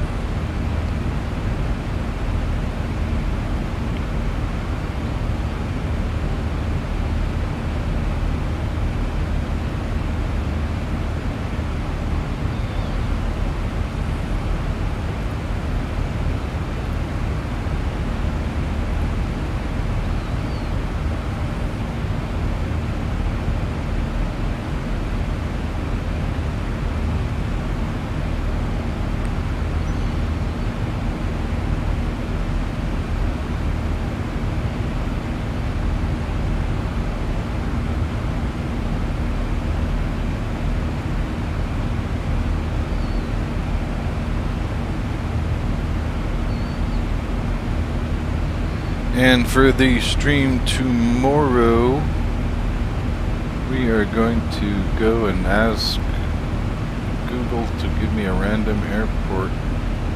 We are going to be flying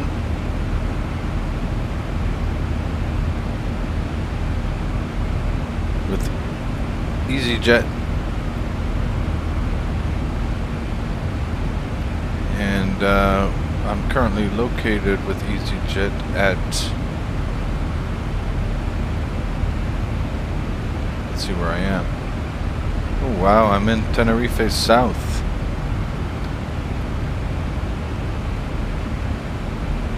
And we're going to filter this by the operator. We'll be flying Alpine, that's Echo Juliet Uniform.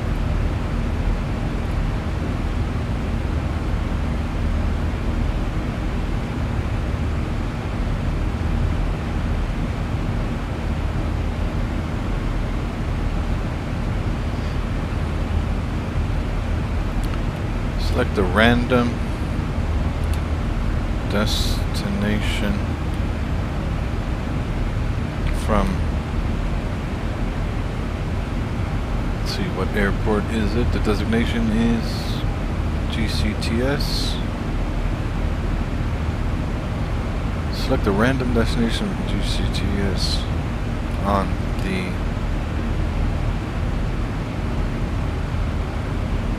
EasyJet schedule.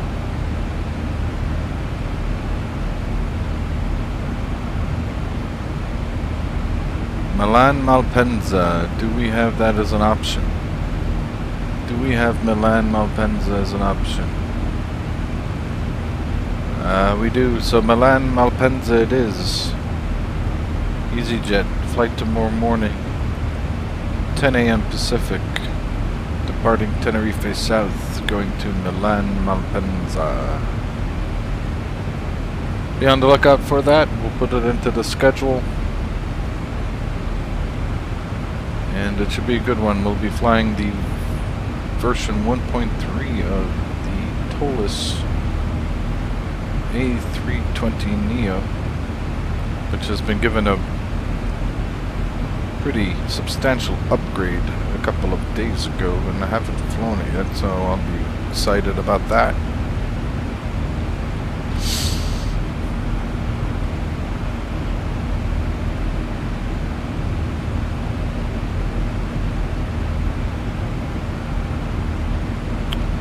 Top of descent, 82 miles.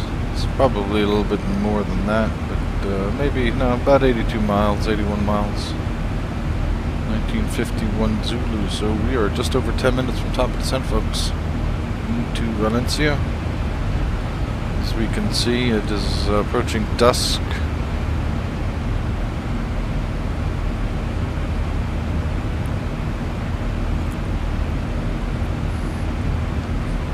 So we'll ask VATSIM for the weather in Valencia. LEVC.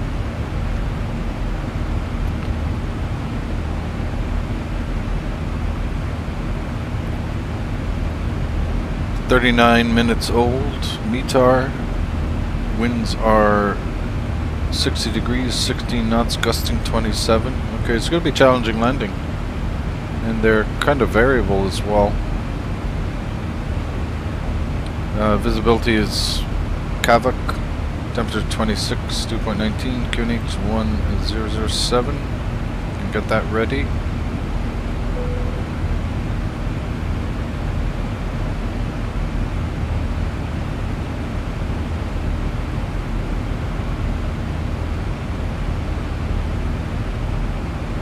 I'm thinking I'm in the flight factor.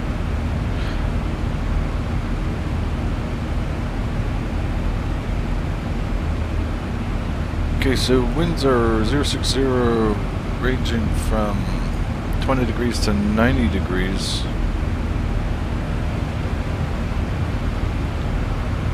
So what that looks like, 20 degrees to 90 degrees, so I'm on track 116. This could be a substantial crosswind landing here. But we'll see how we can do. Working those rudders and ailerons.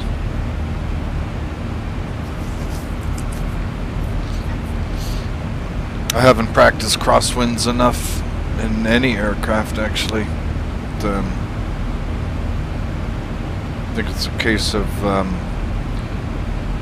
just trying to maintain straight and level flight with rudder and aileron inputs, just to get a feel for the displacements of each in relation to each other.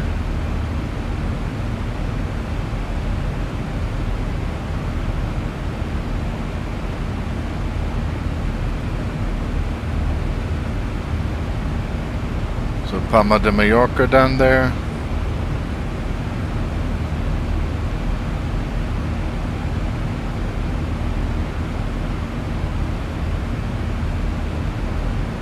Off to the left.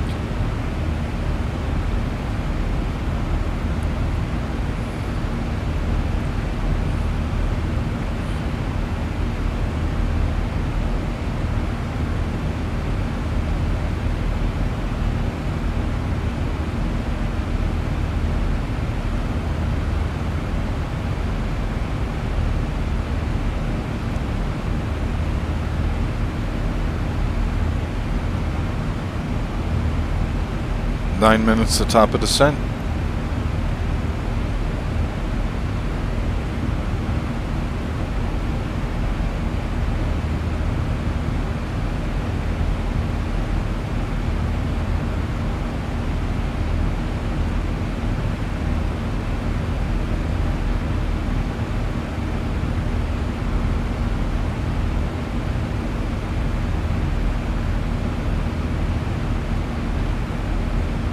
Just looking at VATSIM right now to see if we have any traffic arriving in Valencia anytime soon. No, we do not. The only other aircraft online that is flying to Valencia has just left Budapest, so they're about 2 hours away.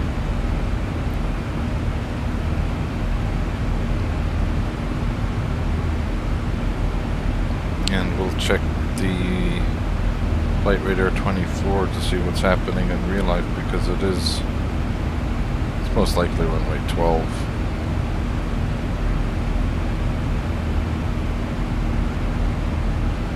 Yep, runway 12 is the active runway for arrivals and departures.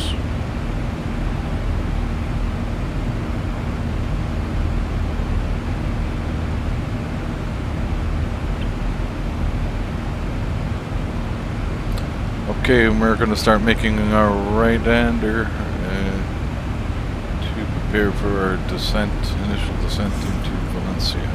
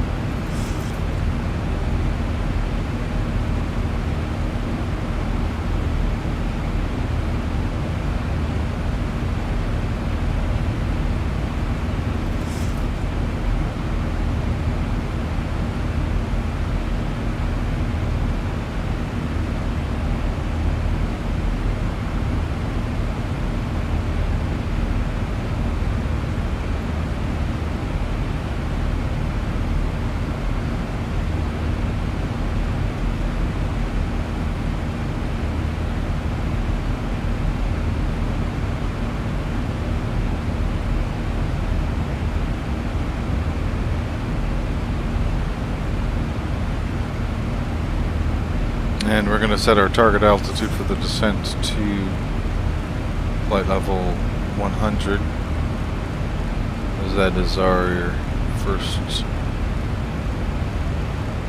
minimum altitude, below 190 and above 100. That's at the Argor fix right here.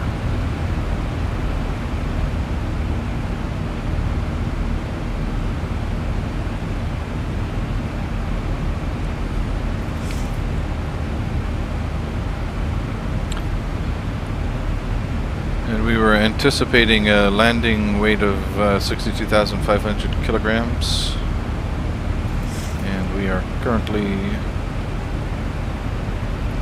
63,600. So we will be taking flaps 40 for this approach.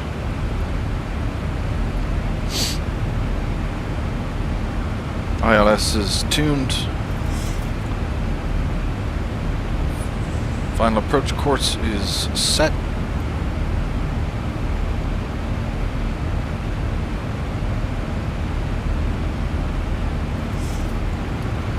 Set these maps to dark mode.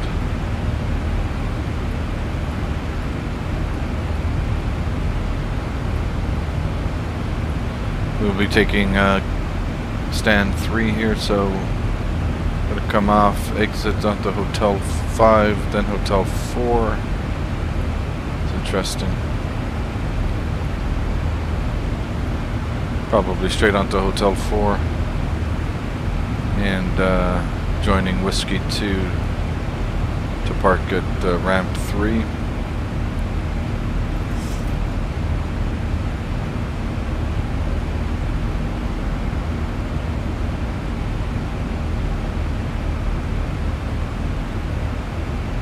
And if we do miss Hotel 4, it is on to Hotel 3, which will certainly get.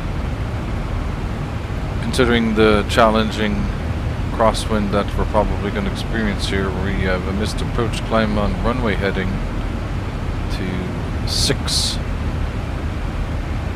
miles from the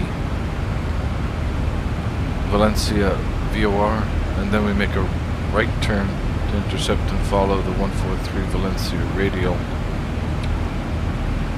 and then another right turn onto 15 DME arc to Urias while climbing to 4,500 during the whole procedure. So as we can see that in the dotted or dashed line, 6 miles away from the VOR, right turn, intercept the 143 radial, and then engage 15 DME arc to Urias and hold in Urias counterclockwise.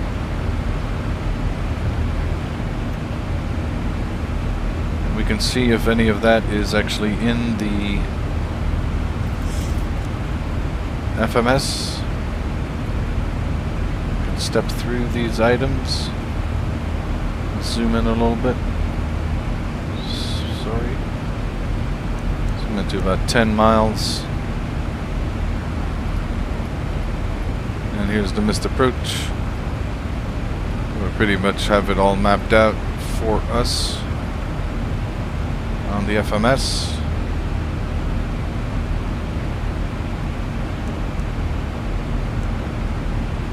"10 miles from top of descent."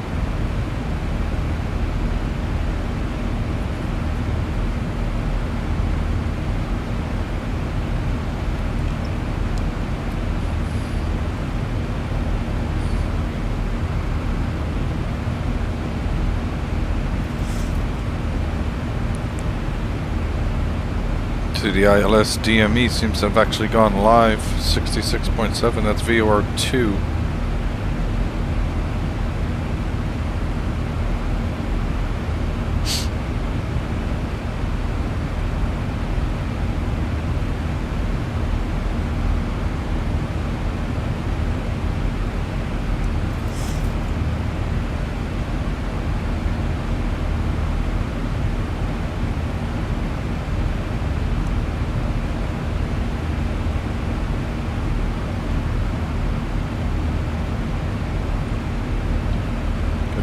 Flood going here.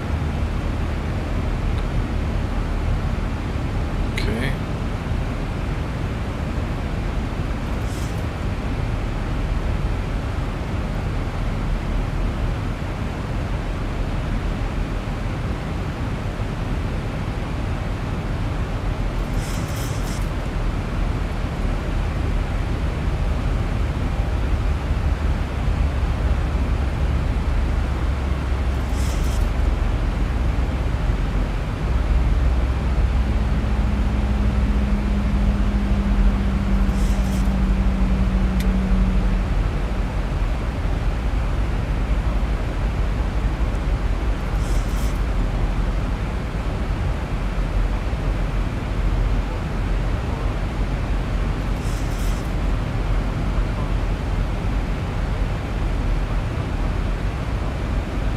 Okay, at our current descent rate, it looks like we're going to 190.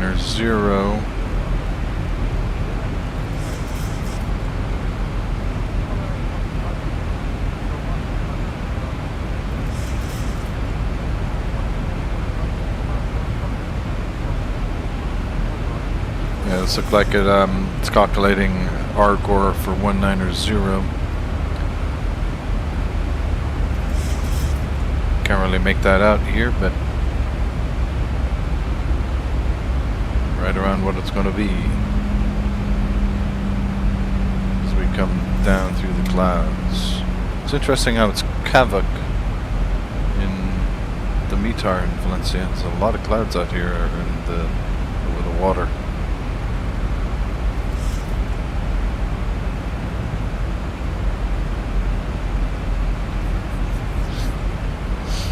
So it looks like we're going to level off at flight level 190 at Argor and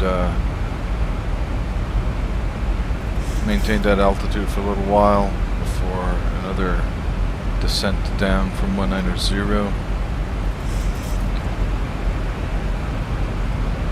We'll be capturing the ILS at 2,800. We may even capture it glide slope higher than that, perhaps even 3,700. But Opera at 5,000 or above, that's set. And all of these altitude constraints are as they should be.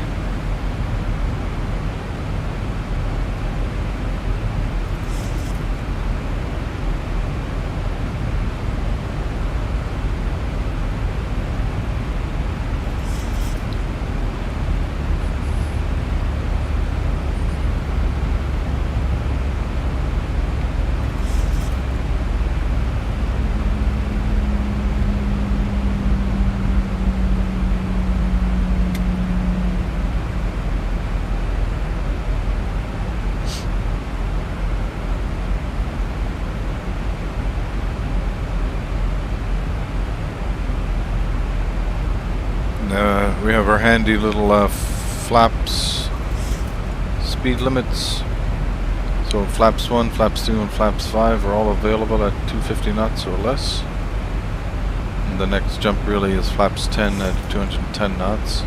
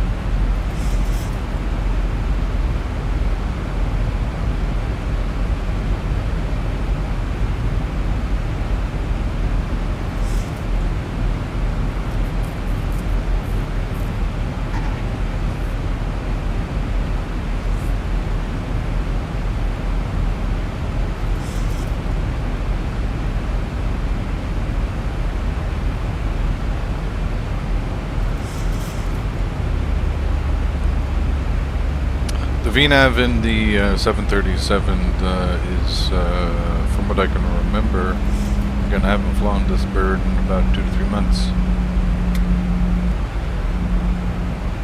It was back in April sometime, but I think it works very well. I don't remember any major issues I've had with it, but sometimes you do have to go and manage the descents with vertical speed and controlling the indicated airspeed as well on the throttles.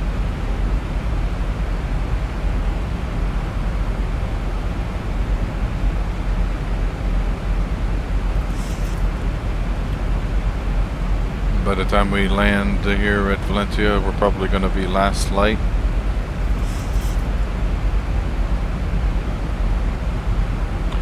Just make sure that there's no VATSIM ATC, or if there is even. Sure doesn't look like there is.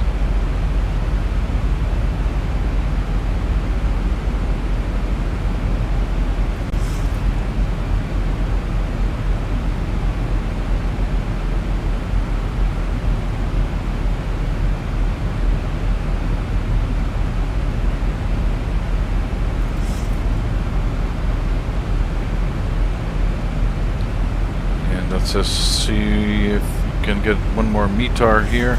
The last one was 1900 Zulu, so we should have a new one in a couple of minutes. be important to get that considering the wind situation.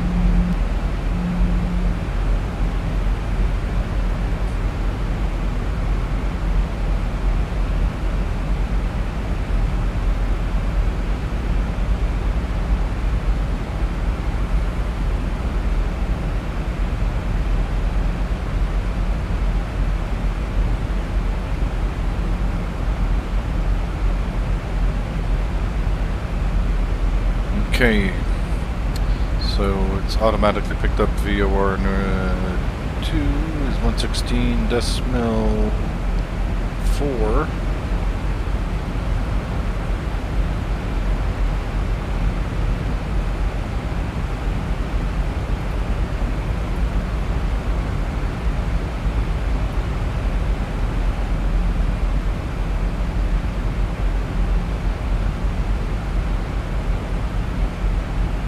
Seem to be confused.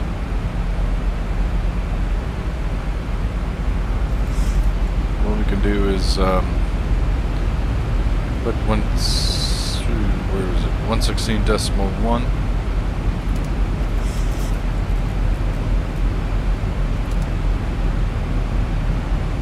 There we go, VLC. We are 51 miles from the Valencia VOR now.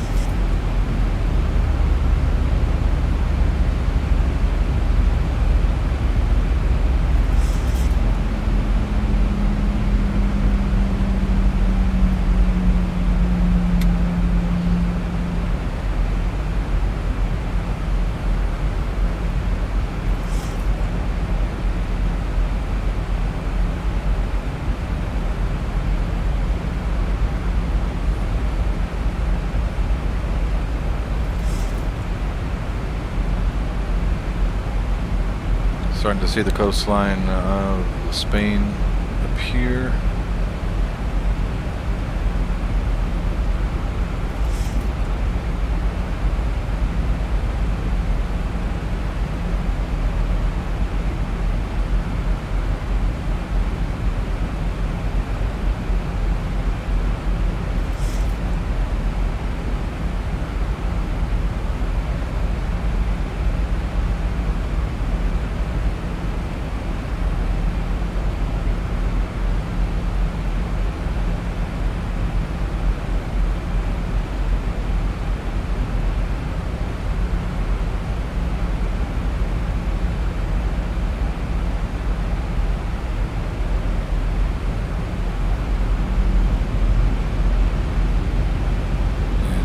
See if we got a new meter now.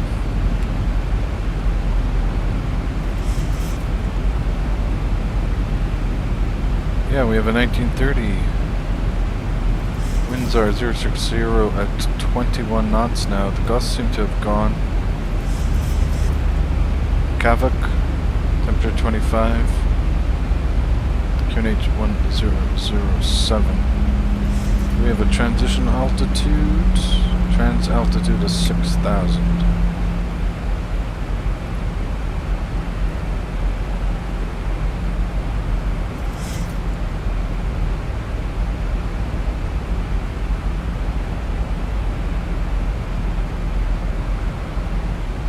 Thousand to go.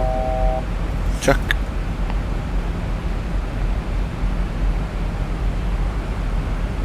$63,200. We were anticipating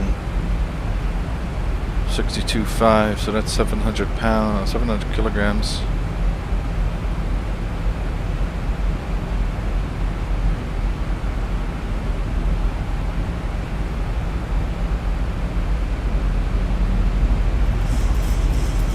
We're going to level off here at 190.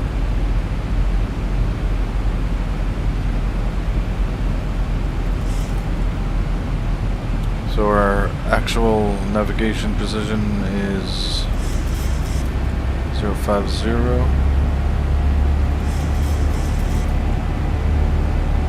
Our next altitude constraint will be 5,000 or above. We can set that. 5,000.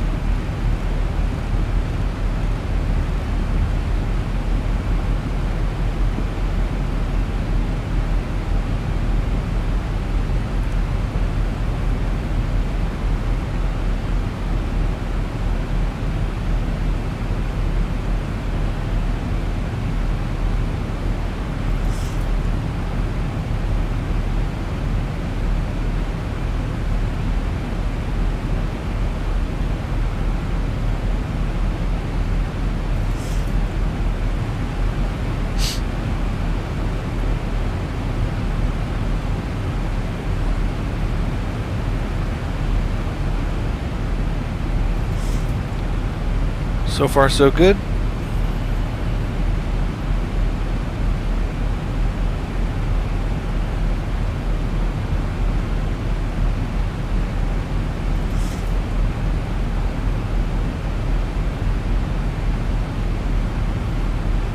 No VATSIM controllers in the area. Fuel tanks are balanced.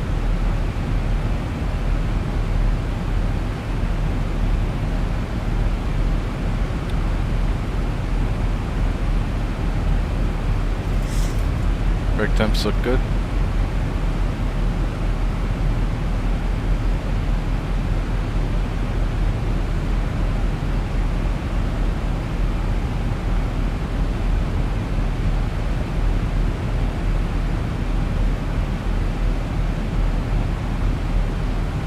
So our initial descent is coming to an end.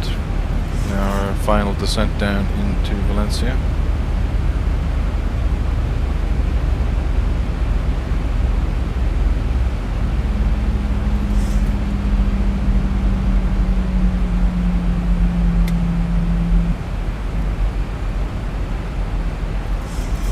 We can almost see the airport out there, if that's it. Maybe not. Maybe it is.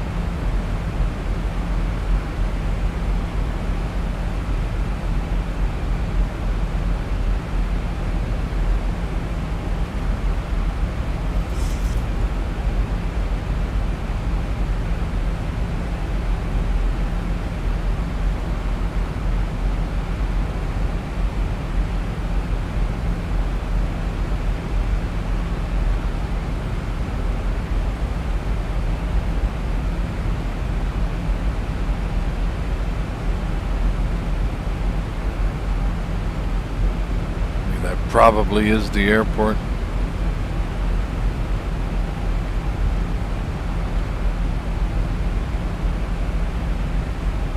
And we're beginning the 15 DM, I believe it's a 15 DME arc here. 18 DME arc, okay. So we can see that here on the VOR, the DME coming down to 18.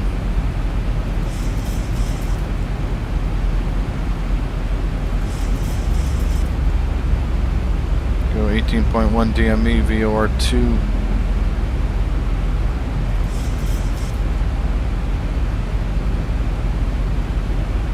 We're continuing our descent right on vertical. Descent path is good.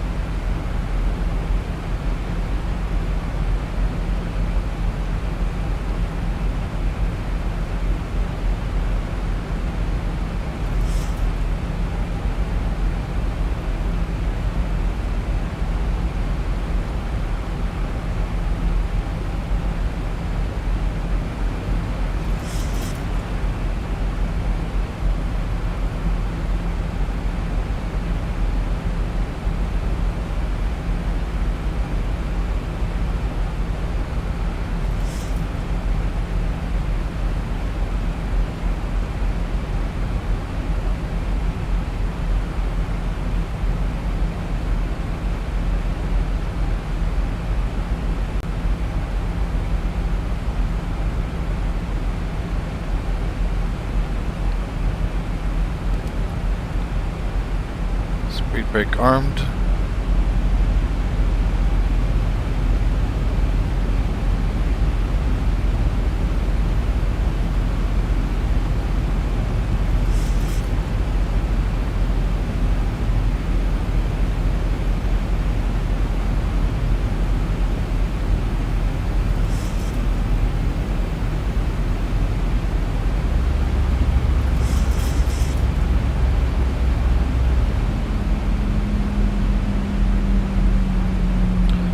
Just go with terrain radar,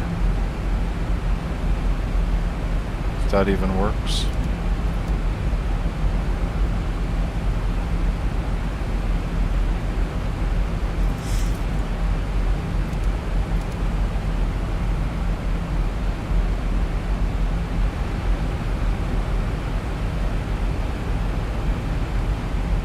I think that was the airport we were looking at.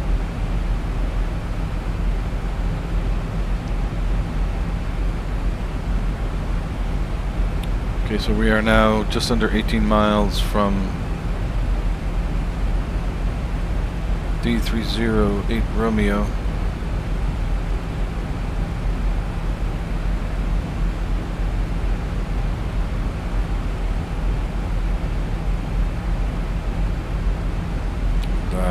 I'm going to want to start decelerating much more than that, so we're going to go flaps 2.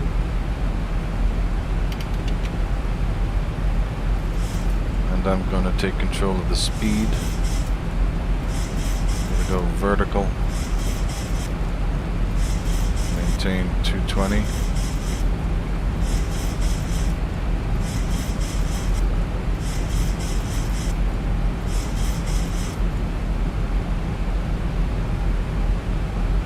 I don't want to go too fast into that turn to try to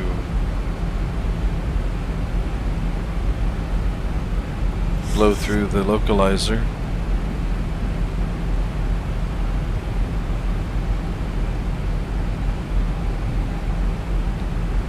I can pull back on the vertical speed there. Just needed by Opera.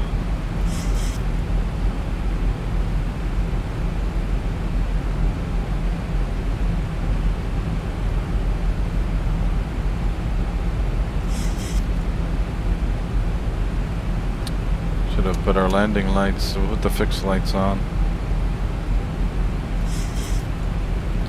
See if anyone's on the ground. Oh, we do have somebody on the ground in Valencia, so we'll have to alert them. They're at the gate.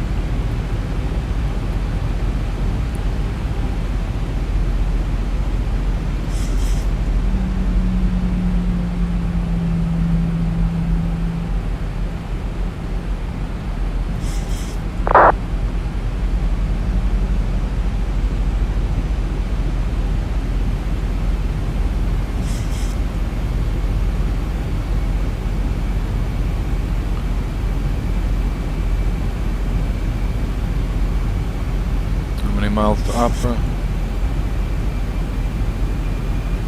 We got 8 and 4. I'll call it out at 10 miles.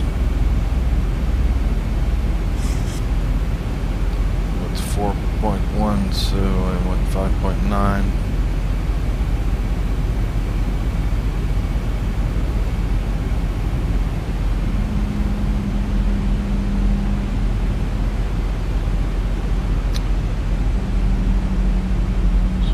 We'll go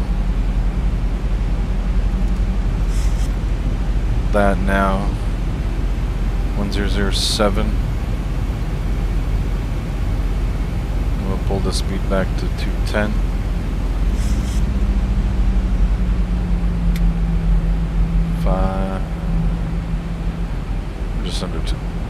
Just under 10 miles.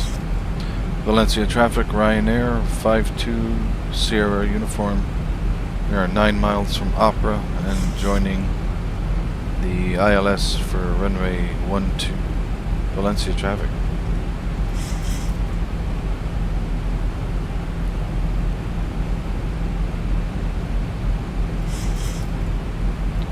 Gonna arrest our vertical speed some more here.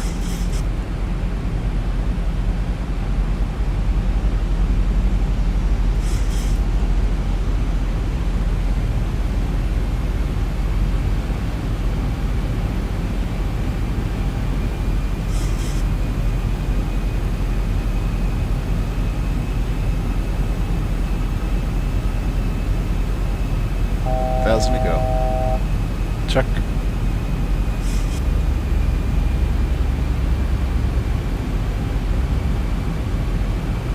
Going to be initial fix at 3,700. So we should be good at opera 5,000 or above. So 3,700. I'll probably capture the ILS at that altitude as well.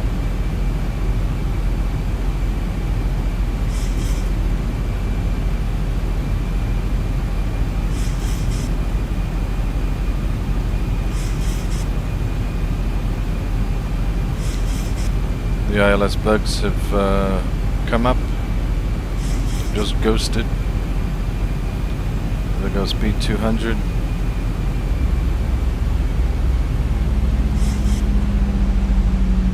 Flaps are at 2.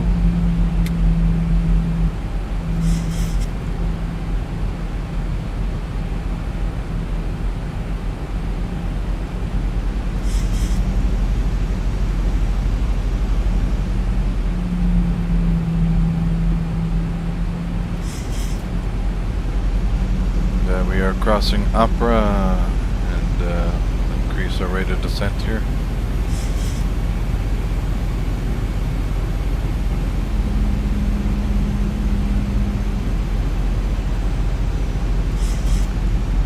And to arm the approach. 1,000 to go. Localizer and glide slope are becoming established. Valencia traffic, Ryanair 520 uniform captured the ILS runway 12, 12.5 miles DME. Valencia traffic.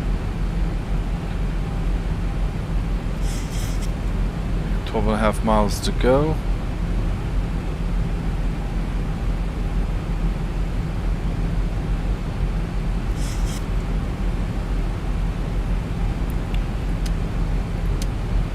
Continuous.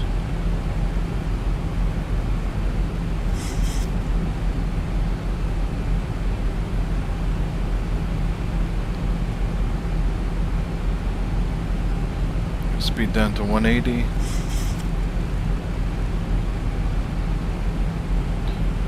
And those are nice crosswinds. 13, 14.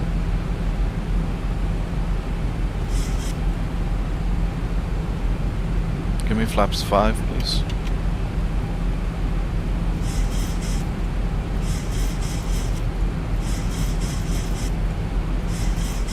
Final approach speed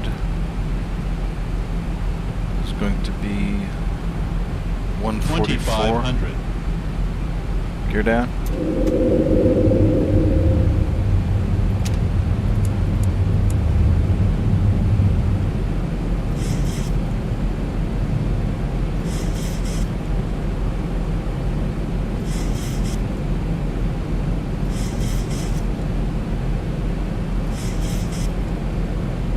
Crosswinds are increasing.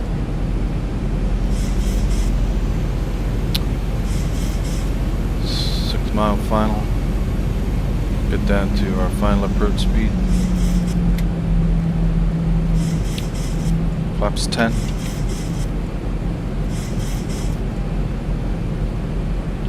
Flaps 15.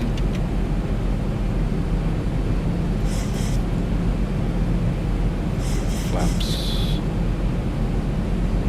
25.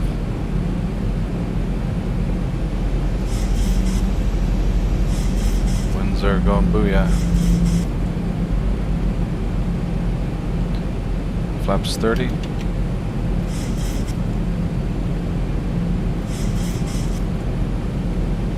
1,000 feet stabilized, Mr. Birch, altitude 7. We're not quite stabilized, but flaps full.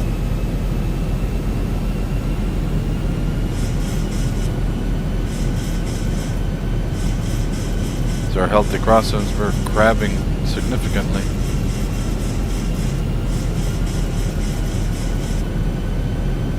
Valencia traffic, Ryanair 520 uniform, 3 mile final, runway 12, Valencia.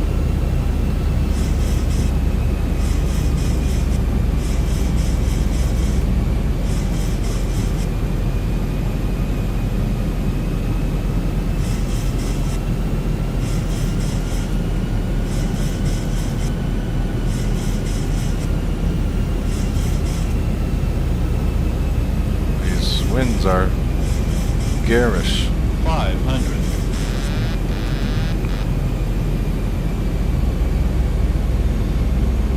The autopilot doesn't respond very well to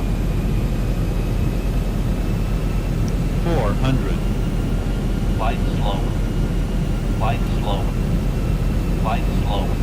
300. Light slow. some serious turbulence.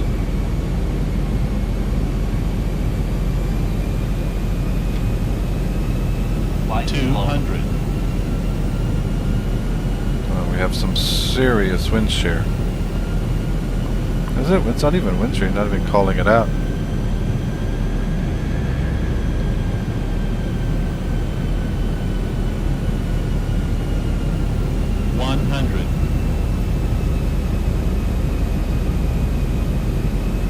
$50, $40, $30, $20, $10.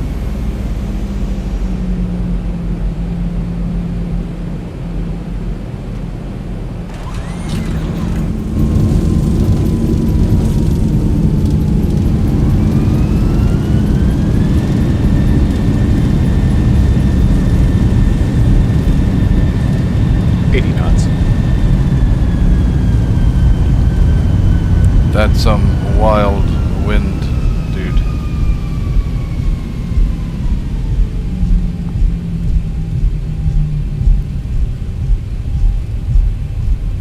Simply wild wind.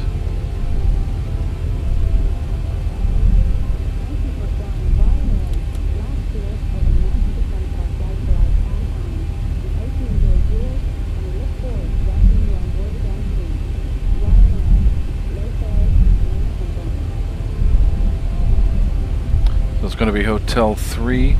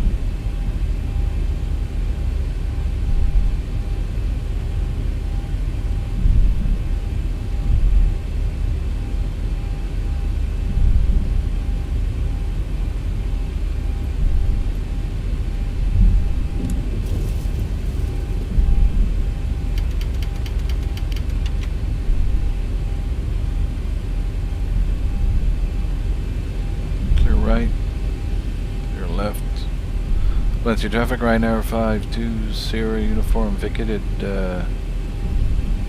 runway 12 at Hotel 3 and taxiing Whiskey 2 to gate 3, Valencia traffic.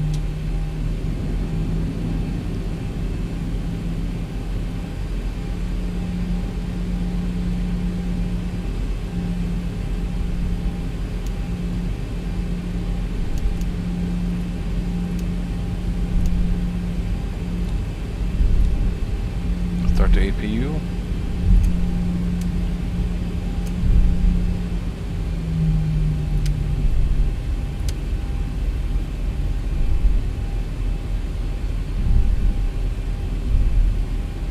So gate 3.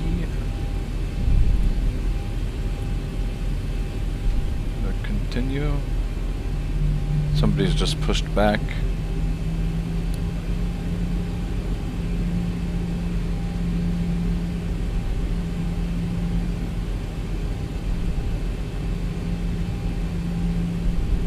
That would have been a go around any day of the week.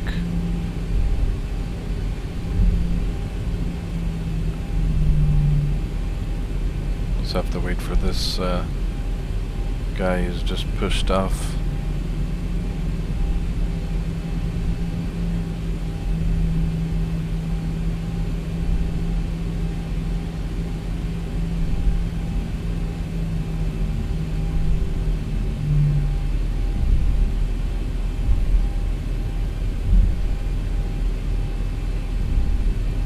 Wow. Does that luggage carrier recognize that VATSIM airplane? Gonna have to see this. This will be amazing. That's gate 8. To the left. We'll just pause here for a moment. So according to the 8 cars, according to 2 independent 8 cars, that was a 284 feet per minute landing. Wings were miraculously level.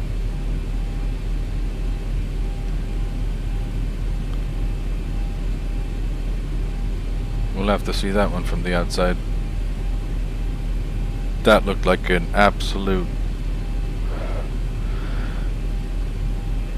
mayhem. Now sometimes they look crazier from the cockpit than they do from the outside.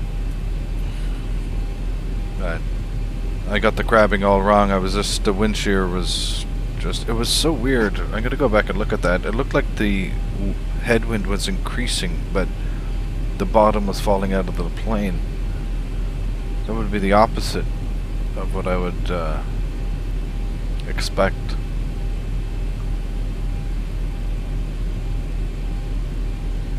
What do we got here?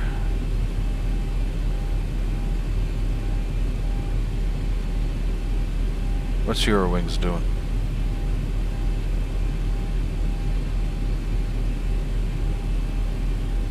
Come on, Eurowings, let's go.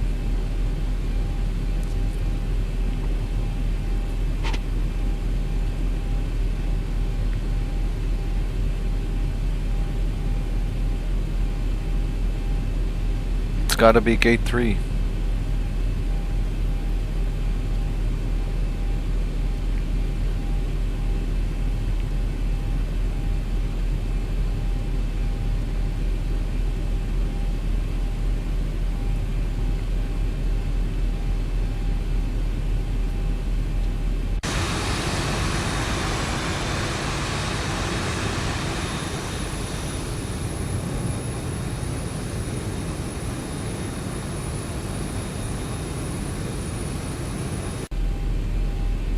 He hasn't said his flaps yet. Oh, looks like maybe has he said his flaps?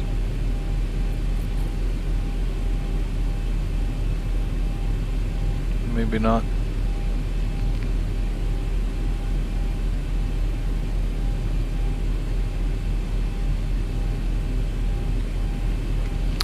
Okay, APU is good. We'll grab that.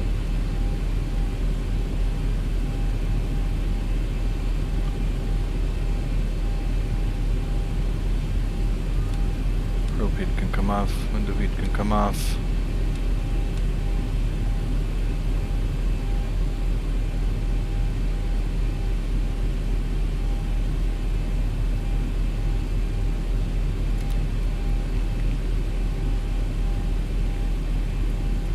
Flight directors off.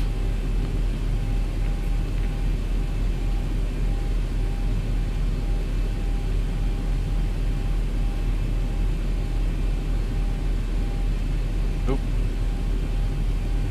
He's doing the moonwalk.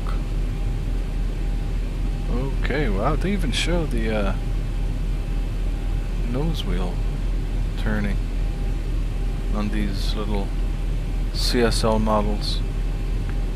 Now, if that bagger truck starts to go, that would be incredible. No, but he's going to be in my way, isn't he? Laminar, if you're listening or watching, give me the option to turn off this airport traffic. Wow, it recognizes the plane.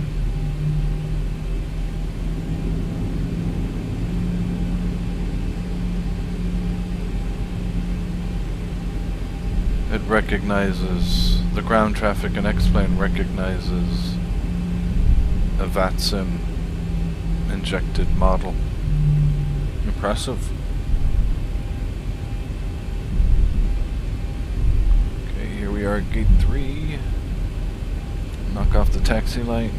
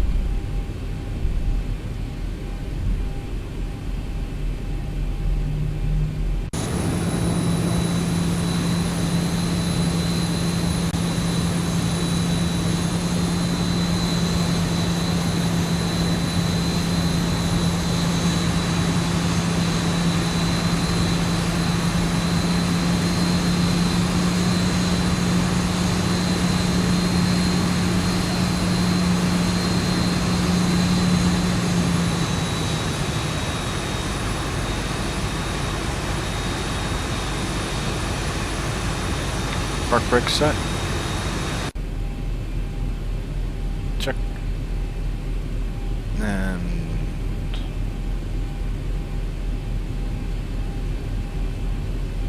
we are on the APU.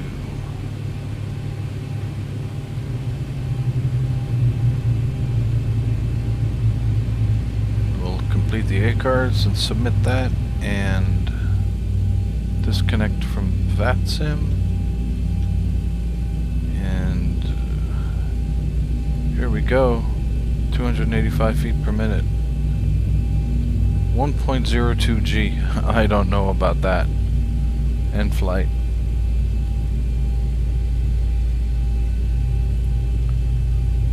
Okay, let's see how messy that all looked in reality.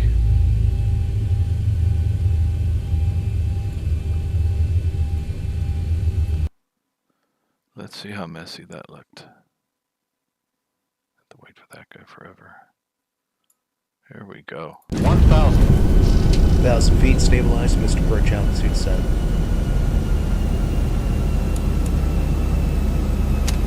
Get all these on. Oops.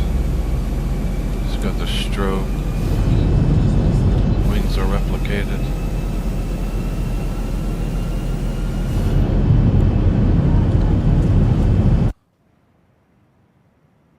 So I guess this is the tower view. Significant crabbing, it looks like. Alright, let's accelerate this up a bit. Wow, that was the bottom dropping out of it there. They're like, here we go.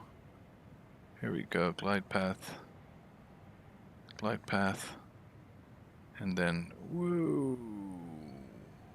Look at that altitude drop. That was some crazy. And then recovered it. And another altitude drop.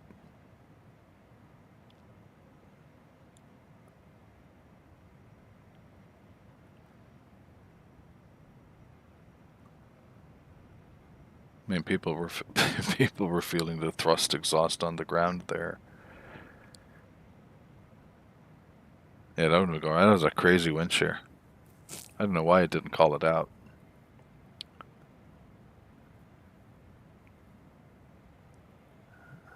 And then there was the balloon.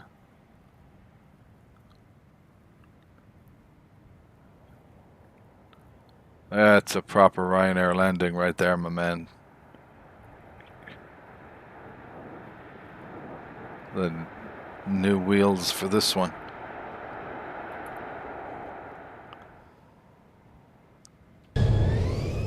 Alright, let's see how absolutely insane that was.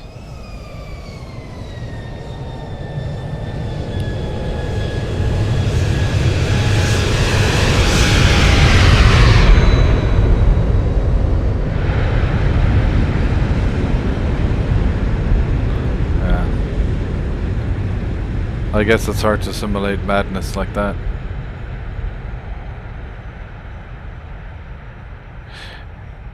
Anyhow, what an interesting end to a interesting flight. For the next one.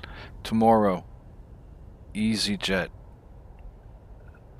Tenerife South to Milan Malpensa. A320neo. It's going to be a good one. Ciao, ciao.